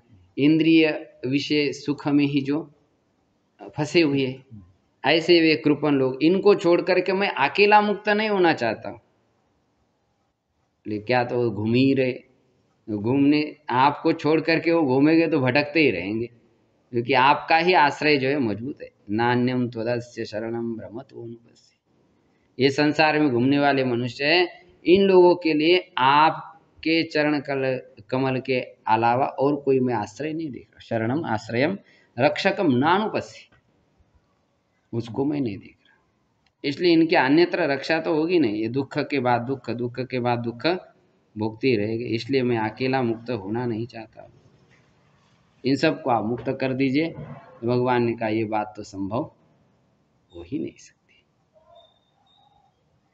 यदि ऐसा किया जाए तो फिर सारी संसार की व्यवस्था बिगड़ जाएगी, पुरुषार्थ नाम की कोई चीज़ रहेगी नहीं। सब कहेंगे वे भगवान के हाथ में है, किसी को बंधन में डालना है, किसी को मुक्त करना है। इसलिए बंधन और मुक्ति ये भगवान नहीं कराते, जीव का कुछ पुरुषार्थ हो तब फिर भगवान अनुग्रह करके मुक्त कर देते हैं। बिल्कुल पुरुषार्थ न करे तो नहीं होगा, पुरुषार्थ की आवश्यकता है। 20-30% भी पुरुषार्थ हो जाए तो 70% भगवान अनुग्रह करके अपनी प्राप्ति के अनुकूल समग्र साधना उपलब्ध कर देते। ये विशेषता है भगवान की प्राप्ति। किसी मंत्री को मिलना है तो सारी आयोजना आपको करनी पड़ेगी, जितना भी जहाँ जिसको मिलना है, हाथ करना है, वो करना है, वो मिला देना है, उसको इतना पकड़ाना है, उसको इतना पकड़ाना है। फिर भी वो कहे 4 दिन लेट आ जाओ आप, तो ये काम है वो काम है, तो सब आयोजन आपको को करना पड़ेगा।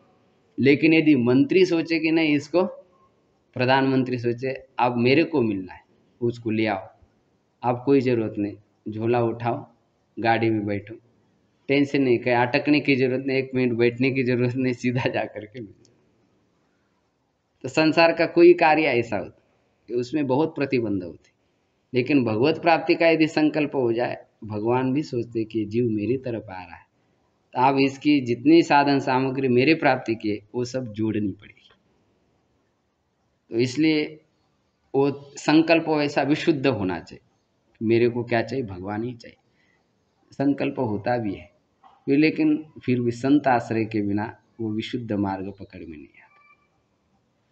नहीं तो फिर ध्रुव जी के मन में भी तो था ही मेरे को भगवान मिल जाए, माता जी ने दिखाया मार्ग मेरे को, लेकिन फिर भी भगवान के अनुग्रह से नारद जी आ गए बीच में, और तब फिर उन्होंने मार्ग प्रदर्शित किया। उस मार्ग के अनुसार जब ध्रुव जी ने साधना की तब भगवान, नहीं तो ऐसे स्वतंत्र रूप से यदि साधना की जाए तो वो भी वहाँ तक पहुँचा ही नहीं पाती। अभी तक ऐसा अपवाद रूप में भी नहीं हुआ, फिर ऐसा कैसा हो सकता है, नियम ही नहीं हो सकता, अपवाद भी नहीं। तो बीच में संत महापुरुष भी आवश्यक है। संकल्प यदि दृढ़ है, स्वच्छ है, तो महापुरुष मिलेंगे अवश्य। लेकिन नहीं है तो फिर ऐसे अकेले निकल रहे हैं, सब भटकंती होती रहती है। सब मालूम भी है, सब ज्ञात भी है, फिर भी लगता क्या गलती हो रही समझ नहीं आता। तो महापुरुष का जो है आश्रय है, इसलिए भगवान स्वतः मुक्त नहीं कर पाते। यदि इनको मुक्त होना है तो संतों के आश्रय में जाना पड़ेगा। वो यदि मार्ग दिखाए तो ये मुक्त हो गए। मैं इनको मुक्त नहीं कर सकता, इनके कर्म बंधनों को नष्ट नहीं कर सकता। नामदेव महाराज जी का भी तो यही दुख था। नामदेव महाराज जी को भगवान ने कहा कि बैठिए आप मेरी जगह, यदि आपको लगता है मुक्त करना है तो कर लो आप। जब वीट पर खड़ा होकर के देखा तो पता चल गया कि ये तो आपका अनुग्रह तो असीम है, इससे आगे कितना है, जितना आप अनुग्रह किए उतना तो इसके लायक नहीं, फिर भी आपने कर दिया। तो जो चल रहा है वो सब ठीक ही चल रहा है, भोगने दो इनको। तो कोई यदि ऐसा सिद्ध कोटि का समर्थ महापुरुष हो तो वो सब प्रकार के जो प्रतिबंध है, कार्मिक जितने भी पाश है, उसको नष्ट कर सकता है अपने स्वसामर्थ्य से। वैसा समर्थ गुरु मिले तो संभव है, नहीं तो नहीं संभव है। ऐसा साधारण गुरु से संभव है। तो संत चरणों का आश्रय ही प्रमुख है। इनको संसार में इतना सुख मिल रहा है, इनके लिए क्या कमी है, क्या सुख मिल रहा है इनको प्रभु। घर में जाते हैं तो बस वो खुजली की तरह थोड़ा सा स्त्री संभोग आदि सुख मिलता है। थोड़ा सा सुख के लिए वो अनंत दुख वो भोगते। ये वस्तु स्थिति उस जो अपार सुख की कल्पना करते लोग, तो उसका वर्णन भी प्रहलाद जी ब्रह्मचारी होते हुए भी कर रहे हैं। यन्मय थुनादि ग्रह मेदि सुखम हि तुच्छम कंडू यनेन करयोरिव दुःख दुःखम तृप्यन्ते नेह कृपणा बहु दुःख भाजः कंडूतिवद मनसिजम विषहेत धीरः। ग्रह मेदि सुखम, घर में ही जिनकी बुद्धि लगी हुई है, ऐसे पुरुषों के लिए जो सुख मिलता है मैथुन आदि से और स्त्री संभाषण आदि, तो वो तो अत्यंत तुच्छ है, दुख के बाद दुख ही देने वाला है। किस प्रकार? कंडू यनेन करयोर, जैसे किसी को कंडूती हो जाए, खुजली हो जाए, तो जब खुजली आ जाती है तो खुजलाते समय तो अच्छा लग जाता है, लेकिन बाद में तो भयानक दुख होता है, खून निकलता है, फिर उसके बाद मच्छर मक्खियाँ आकर के बैठ जाती है, तो बाद में तो और दुख हो जाता है। इसी प्रकार ये घर गृहस्थियों में स्थित जो मैथुनादि सुख हैं, वो तो दुख के बाद दुख देने वाला है, किंतु क्या करे, बहुत दुख को भोगने का जिनका अभ्यास हो गया है, ऐसे जो कृपण लोग हैं, इस दुख के बाद दुख रूप को प्राप्त होने वाले इस सुख से तृप्त नहीं हो पाते। इनसे कितने लोग इस सुख का उपभोग करते हुए तृप्त हुए। देखिए, जो लोग जीवन पर्यंत केवल मैथुन का ही सेवन कर रहे, उनका समाचार ले लीजिए। आजकल तो सब दुनियादारी बैठी है, क्या मिला उनको? जिंदगी भर एक स्त्री ने कितने पुरुष को भोगा, एक पुरुष ने कितनी स्त्री को, कुछ भी नहीं, सब खाली खाली। और वही व्यक्ति यदि भगवत सेवा कर लेता, संत सेवा कर लेता, तो इतना खालीपन उसकी जिंदगी में नहीं आता। सुधीर चौधरी जी कितना बढ़िया एंकर है। कई सालों तक उसने एक एक घंटा समाज के लिए प्रदान किया, उसको कई जगह से ठोकरें खा करके निकलना पड़ा। और उतना यदि वो भगवान के गुणानुवाद कर लेता, एक दिन अभी उस निकाला 10-15 दिन पहले, क्या बोला, अब 9:05 हो गए, इतना खाली हो गया, इतना खाली हो गया। उसको मोबाइल पर लाइव आकर के लोगों से बातचीत करनी पड़ी, तब उसको लगा कि संसार में मेरा कोई है। एकदम सन्नाटा फैल गया, बोल मेरा मन उदासीन हो गया। लोगों को बताने का कोई ना कोई समाचार, वो स्वभाव बन गया ना उसका। उसको निकाल दिया वहाँ से, कुछ कंपनी का कुछ हो गया उसमें, तो इतना मन उसका खाली हो गया कि एकदम ऐसा लगा संसार में कोई नहीं। मैंने विचार किया, इतने साल तक यदि कथा करता भगवान की, प्रचार करता, इस कितना सम्माननीय होता संसार। लेकिन ऐसा दुर्भाग्य, संसारी भोग ऐसे ही सब, ऐसे मैथुनादि सब लोग इतने रोगों से ग्रसित, मन की उदासीनता से ग्रसित हो जाते। इसलिए ऐसे इस सुख का कोई कोई विरला ही कंडोतिवद मनसिजम विषय तदीर, मन में उत्पन्न होने वाला यह जो विषय सुख है वह कोई कोई एक आधा धीर पुरुष है उसको सहन करता है, उसके लिए भी कंडोतिवत दिया है। कंडू यानी कंडूतिवत नीचे दृष्टांत है ना, तो कंडूतिवत जैसे खुजली तो आ रही है लेकिन कोई कोई धीर पुरुष है उसको क्या खुजलाता नहीं है। तो जो अधीर पुरुष है वो तो खुजला रहे, उनको तो क्या मिल रहा है ऊपर दुख दुखम बताया, लेकिन नीचे जो कंडूतिवत दिया है वो धीर पुरुष के लिए। धैर्यशाली पुरुष है वो जैसा कंडूति को खुजलाता नहीं, आ रही खुजली तो रहने। आप विपश्यना सेंटर किए कभी नहीं? किया ना? हाँ, तो वो कहते हैं कि कितनी भी संवेदना आपके शरीर में आ जाए वो टच मत करिए, बस आप उसको देखते रहिए, अपने आप शांत हो जाए। खुजलाना नहीं वहाँ पर, खुजलाया तो फिर बस ध्यान आपका भटक, उसको देखिए दृष्टाभाव से। कोई भी स्पर्श हो रहा है चिति का, ये जो नाक से सांस आ रहा है उसके भी स्पर्श की अनुभूति करें, संवेदना उस पर आप केंद्रित हो जाए, उसके साथ छेड़खानी नहीं करना, उसको देखना है बस। देखते ही एक दिन आत्मस्वरूप का दर्शन हो जाता है वो कैसा है।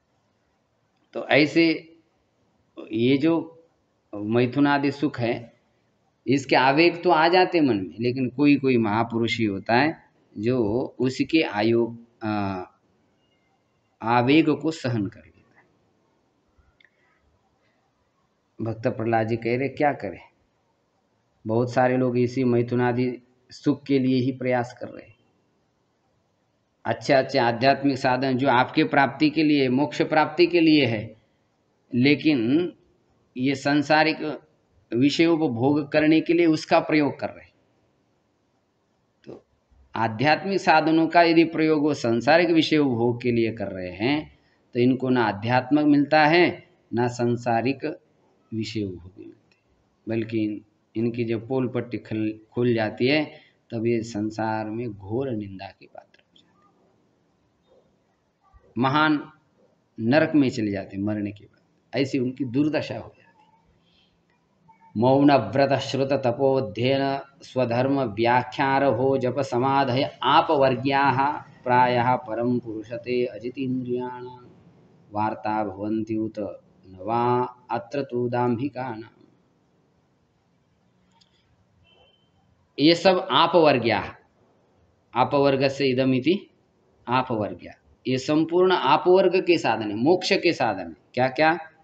मौन, व्रत, श्रुत, शास्त्राध्ययन, तप, अध्ययन पढ़ना, स्वधर्म की अनुष्ठान, स्वधर्म की व्याख्या कर लेना, एकांत का सेवन, जप और समाधि, ये सब मोक्ष के साधन है।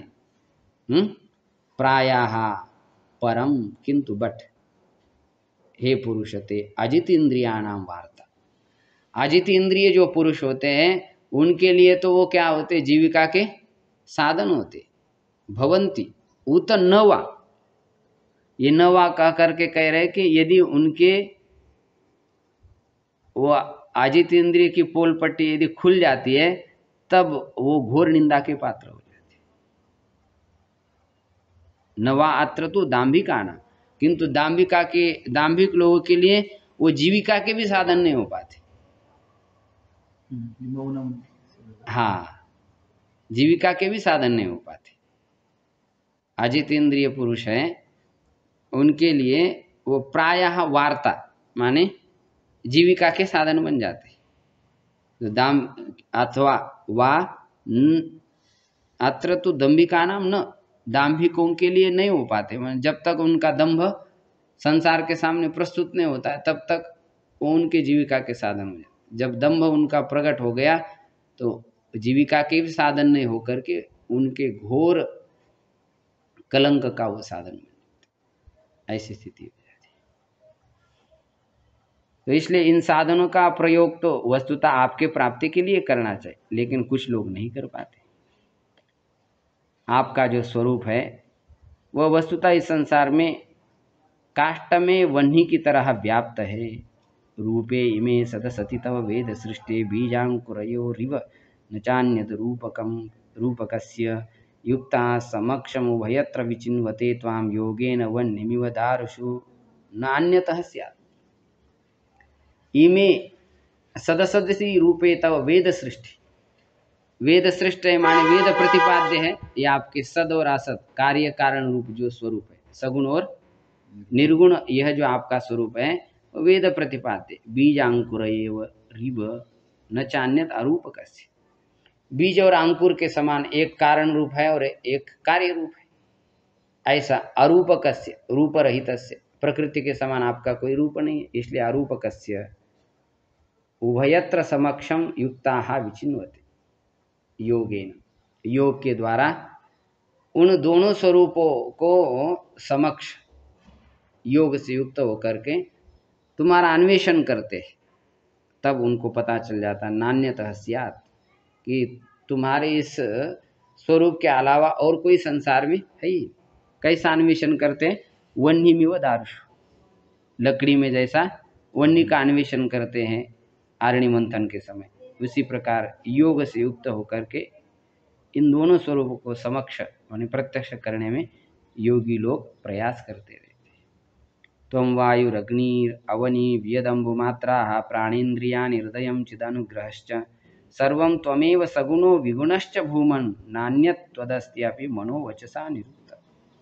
आप ही सब कुछ बने हो, वायु, अग्नि, पृथ्वी, आकाश, तन्मात्राएं, जल, प्राण, इंद्रिय, हृदय, चिद अनुग्रहश्च, और आपकी जो कृपा है वो भी सर्वं त्वमेव सगुणो विगुणश्च, सगुण भी आप हो और विगुण भी आप ही हो। नान्यत् त्वदस्ति अपि मनोवचसा निरुक्त, आपके अलावा और कोई है ही नहीं जिसका मन और वाणी के द्वारा निर्वचन किया जाए, ऐसा आपके अलावा और कोई नहीं, आप ही सब रूपों में विराजमान है। नैते गुणान गुणिनो महदादयो ये सर्वे मनः प्रभृतय सहदेव मर्त्याः आद्यन्तवन्त उरुगाय विदन्ति हि त्वाम एवं विमृश्य सुधियो विरमन्ति शब्दात्। आप सब कुछ होने पर फिर भी आपका निरूपण कोई नहीं कर पाता। गुणा गुणिना, ना गुण वर्णन कर पाते हैं, ना गुण अभिमानी देवता, महदाधिक तत्व, वो भी आपका प्रतिपादन नहीं करते। मनः प्रवृत्तय सहदेव मर्त्याः, देवता और मनुष्य के सहित, मन के सहित, ये सब आपके स्वरूप का वर्णन नहीं करते, क्योंकि आद्यंतवंतः, ये सारे पदार्थ कैसे हैं? उत्पत्ति और विनाशशाली है। तो इसलिए आपकी जो विशद कीर्ति है, उस विशद कीर्ति को वह समझ नहीं पाते।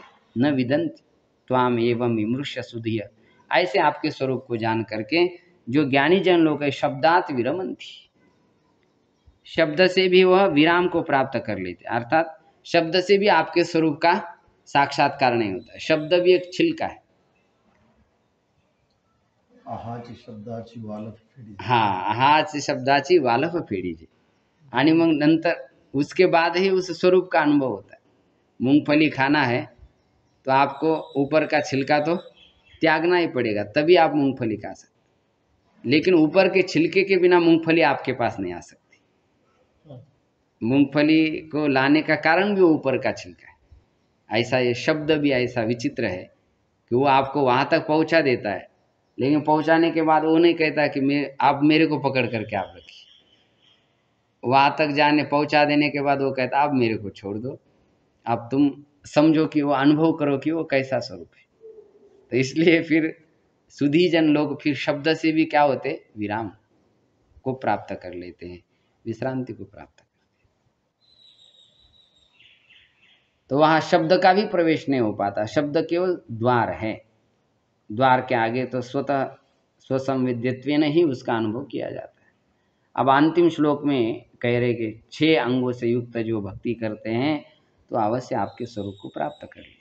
तत्ते अर्हत तम नम स्तुति कर्म पूजा कर्म स्मृति चरणयोः श्रवणं कथायां संसेवया त्वयि विनीति षडंगया किं भक्तिं जनः परमहंस गतो लभेत। हे अर्हतम, हे पूजनीय, आप सबसे अधिक पूजनीय, इसलिए तमः प्रत्यय का प्रयोग किया है। अन्य भी पूजनीय है लेकिन आप अत्यंत पूजनीय। नमस्तुति कर्म पूजा कर्म स्मृति चरणयोः स्मृति श्रवणम कथाया, इस प्रकार 6 प्रकार के अंग से युक्त भक्ति के द्वारा आपका सेवन करने पर मनुष्य परमहंस गति को प्राप्त कर लेता है। किंतु इस प्रकार के 6 प्रकार के भक्ति के सेवा के बिना कौन मनुष्य आपके भक्ति को प्राप्त कर सकता है। संसेवया त्वयि षडंगया विनीति किम भक्ति जनः परमहंस गतौ लभेत। 6 प्रकार के अंगों से युक्त भक्ति के बिना कौन ऐसा मनुष्य है कि जो आपके परमहंस गति को प्राप्त करे।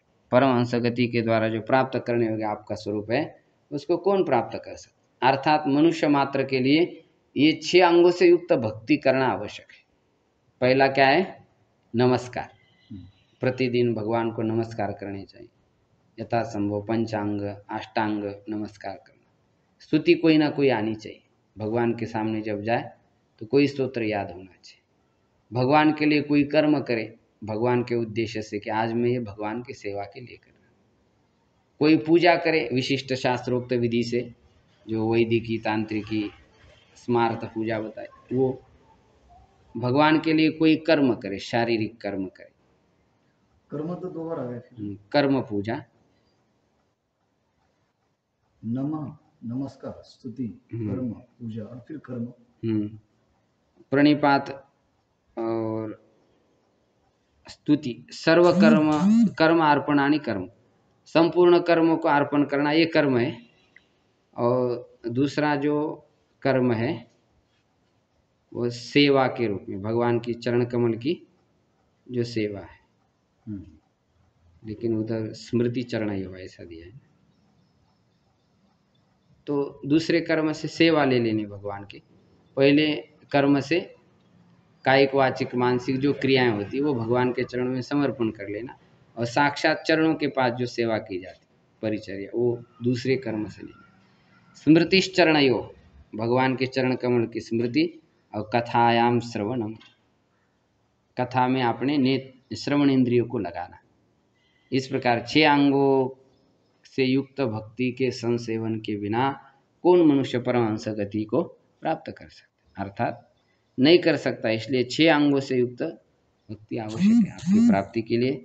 इस प्रकार जब भगवान ने, प्रहलाद जी ने भगवान का अत्यंत भक्तिपूर्वक स्तवन किया, भगवान अत्यंत प्रसन्न हुए और कहा, प्रिय प्रहलाद, तुम्हारा कल्याण हो, कल्याण हो, मांगो कुछ मांगो, मैं तो सभी कामनाओं को पूर्ण करने वाला हूँ। मनुष्य की कोई कामना हो तो मैं पूर्ण करता हूँ, कोई ऐसी कामना नहीं जो मेरे से पूर्ण नहीं होती। मांगो कुछ मांगो, मेरा दर्शन हो जाए और प्राणियों के लिए अन्य के सामने हाथ फैलाना पड़े, ऐसा तो कभी संभव ही नहीं। मांगो कुछ, इस प्रकार प्रलोभन दिया भगवान ने। लेकिन फिर भी एकांतिक जो भक्त रहते भगवान को कुछ मांगते नहीं, फिर भी कहा कि नहीं नहीं आप मांगो मांगो। तो भक्त प्रहलाद जी के मन में आ गया कि जब भगवान कह रहे मांगो मांगो, तो कदाचित मैं नहीं मांग रहा हूँ तो न मांगने का भी क्या हो जाए, अभिमान हो जाए कि मैं इतने भगवान मेरे को कह रहे मांगो मांगो। हाँ, जैसे कोई आदमी है, महाराज थोड़ा सा तो लो, थोड़ा सा तो लो, 10 रुपये तो लो, 20 रुपये तो लो, नहीं नहीं हम लेते ना, हम लेते नहीं। तो विनम्र भक्त होगा तो सोचे भाई आप न मांगने का भी कदाचित हमको अभिमान हो। चलो ठीक है, तुम 10 दे रहे 5 ही दे दो, रख लेते, ताकि अभिमान को ऊपर उठने का अवसर नहीं। तो सामने वाले का आग्रह का भी मान रखना चाहिए। इसलिए प्रहलाद जी ने कहा ठीक है, आप यदि कह ही रहे हो तो मांगो मांगो, तो मेरे को इतना ही दो कि मेरे मन में कभी मांगने की इच्छा ही न हो। यदि राशि समे कामान वरास्तुम वरदर्शभ, कामानाम वृद्धि असंरोहम भवतस्तु गृणे वर। 10वां अध्याय 7वां श्लोक। आप तो देने में दान शुरू हो, यदि, हाँ, यदि राशि देने में आप क्या हो, दानी हो। कामान वरदस्तुम वरदर्शभ, देने में भी आप श्रेष्ठ हो, तो मेरे को इतना ही दो कि मेरे मन हृदय में, हृदय असंरोहम कामाना, मेरे मन में किसी भोग्य विषय की कामना का अंकुर उत्पन्न न, बस इतना मेरे को वरदान आप प्रदान कर दीजिए। बोले ऐसा क्यों मांगा आप? हृदय में मांगने की इच्छा भी उत्पन्न न हो, अंकुर उत्पन्न न हो। तो प्रहलाद जी ने उसका तर्क दिया है कि अपने मन में किसी व्यक्ति से कुछ मांगने की इच्छा उत्पन्न हो जाए तो उसके अंतःकरण में स्थित जो सद्गुण होते हैं वो सब नष्ट हो जाते। इसलिए एक श्लोक में बताया कि याचनांतम ही गौरव, याचनांतम ही गौरव। गौरव, मतलब मनुष्य का बड़ेपन तब तक ही है जब तक वो मांगता नहीं। जैसे उसने मांग लिया तो उसका बड़प्पन नष्ट हो, वो छोटा हो जाता। तो यदि आपने को सबसे बड़ा होकर के रहना है तो किसी के सामने कुछ मांगना नहीं चाहिए, ऐसा प्रत्यक्ष रूप से हाथ नहीं फैलाना चाहिए, मन में भी वैसी इच्छा नहीं होनी देनी। हम अपने पुरुषार्थ से करके उसका निर्वहन कर लेना चाहिए। बहुत मजबूर हो तो आदमी मांग लेता है, तो जितना हो सके मन में भी ऐसी अपेक्षा न, अपेक्षा ही उपेक्षा का कारण हो जाती है। इसलिए अपेक्षा किसी से नहीं रखना चाहिए, जितना हो सके अपने सामर्थ्य से कर लेना चाहिए। जितना भगवान ने दिया है उस सामर्थ्य से ही निर्वहन करना चाहिए, किसी से अपेक्षा नहीं रखनी चाहिए। अपेक्षा से उपेक्षा हो जाती है और निरपेक्ष व्यक्ति भगवान के पास पहुंचता है, भगवान को प्रिय होता है अत्यधिक। तो इस दृष्टि से भक्त प्रवर प्रहलाद जी कह रहे हैं मांगना तो अपने जीवन को, अपने साधना को हीन करना है, निकृष्ट करना है। इसलिए मैं मांगना श्रेष्ठ नहीं समझता। इंद्रियाणि मनः प्राण आत्मा धर्मो धृतिर्मति रीहि श्री तेज स्मृति सत्यम यस्य नश्यन्ति जन्मना। जिस मांगने के कारण ये सब व्यक्ति के अंतःकरण में स्थित जो गुण होते हैं वो सारे के सारे नष्ट हो जाते। ये सब गुण बताए, इंद्रिय का उत्साह, मन का सामर्थ्य, प्राण का सामर्थ्य, आत्मा से यहाँ पर क्या ले सकते, अंतःकरण ले सकते, धृति धर्म, धृति मति री लज्जा श्री तेज स्मृति सत्य, ये केवल मांगने की इच्छा मात्र उत्पन्न होने से नष्ट हो जाते। इसलिए मैं आपको ये कुछ जन्मना उत्पत्ति होने मात्र से, अंत करना, हाँ संकल्प भी हो जाए, हाँ संकल्प भी हो जाए तो ये सब कितना आदमी नीचे गिर सकता है। हाँ नीचे, मतलब उसके अंदर की जो शक्ति होती है वो कमजोर हो जाती, न मांगने से उसका सामर्थ्य और बढ़ता रहता है। भगवान के चरणों का आश्रय करते तो सामर्थ्य शक्ति अधिक बढ़ती है। इसलिए मैं कुछ मांगता ही नहीं हूँ। फिर भी भगवान ने कहा कि नहीं नहीं ठीक है, आपको तो कुछ मांगना चाहिए। तब फिर अंत में प्रहलाद जी ने कहा कि आप मेरे पिता का उद्धार कर दीजिए, आपको मेरे पिता ने बहुत कोसा है, बहुत आपकी निंदा की है, तो उससे कारण भयंकर उसको पाप लगा। तो फिर भगवान ने कहा कि अरे आपके जैसा भक्त, और फिर मेरा भी स्पर्श उसके देह को हो गया। मैं तो दूर से भी यदि किसी को देखो और मेरे सामने कोई मर जाए उसका भी उद्धार हो जाए। तो इसको तो मैंने गोद में लेकर के आपने नाखून से उसको फाड़ दिया, तो उसकी दुर्गति कैसी। और आपके जैसा भक्त जिस कुल में पैदा हो जाए तो वहाँ तो कोई वंश में उत्पन्न होने वाला पुरुष भी दुर्गति को प्राय प्राप्त नहीं होता। तो फिर ये तो तुम्हारे पिता है, जैसा भी हो तुमको विरोधी भक्ति से ही हो, लेकिन मेरी तरफ भेजता रहा। जब विरोध करता जाता था तब उस समय आपको मेरा और तीव्रता से ध्यान आ जाता, अधिक चिंतन हो जाता था। ऐसा यदि प्रतिकूल समय आ जाए तो भगवान का बहुत ज़्यादा ध्यान आ जाता। तो इसलिए वो आपके भक्ति के वृद्धि का कारण बन गया। इसलिए वो एक प्रकार से आपका उपकारक होने से मेरा भी तो कोई लगता ही है। इसलिए उसका कभी जो है पतन नहीं हो सकता, उसका उद्धार तो अवश्यंभावी है। ऐसा भक्त प्रहलाद जी को कह करके भगवान ने कहा कि अब आपने पिता का जो अर्धिक कृत्य है वो संपन्न कर लीजिए और कुछ दिन तक यहाँ पर राज्य करके फिर आप मेरे स्वरूप को प्राप्त कर लीजिए। इस प्रकार भक्त प्रहलाद जी की स्तुति 42 श्लोकों की संक्षेपतः सरलार्थ एक उसका बुद्धि में प्रकाशित हो जाए, स्थित रह जाए। इसलिए उसका चिंतन महाराज जी की कृपा से यहाँ पर संपन्न होगा, इस बड़े महल में बड़े सुंदर वातावरण में संपन्न हो गया। भगवान के चरणों में स्तुति पुष्प को समर्पित करते हुए यही विश्राम करते हैं। नाम संकीर्तनम यस्य सर्वपापः प्रणाशनं प्रणामो दुःखशमनस्तं नमामि हरिं परम्। ओम ओम शांति शांति शांति। अच्छे वीडियो भी चल रहा था मैं चल रहा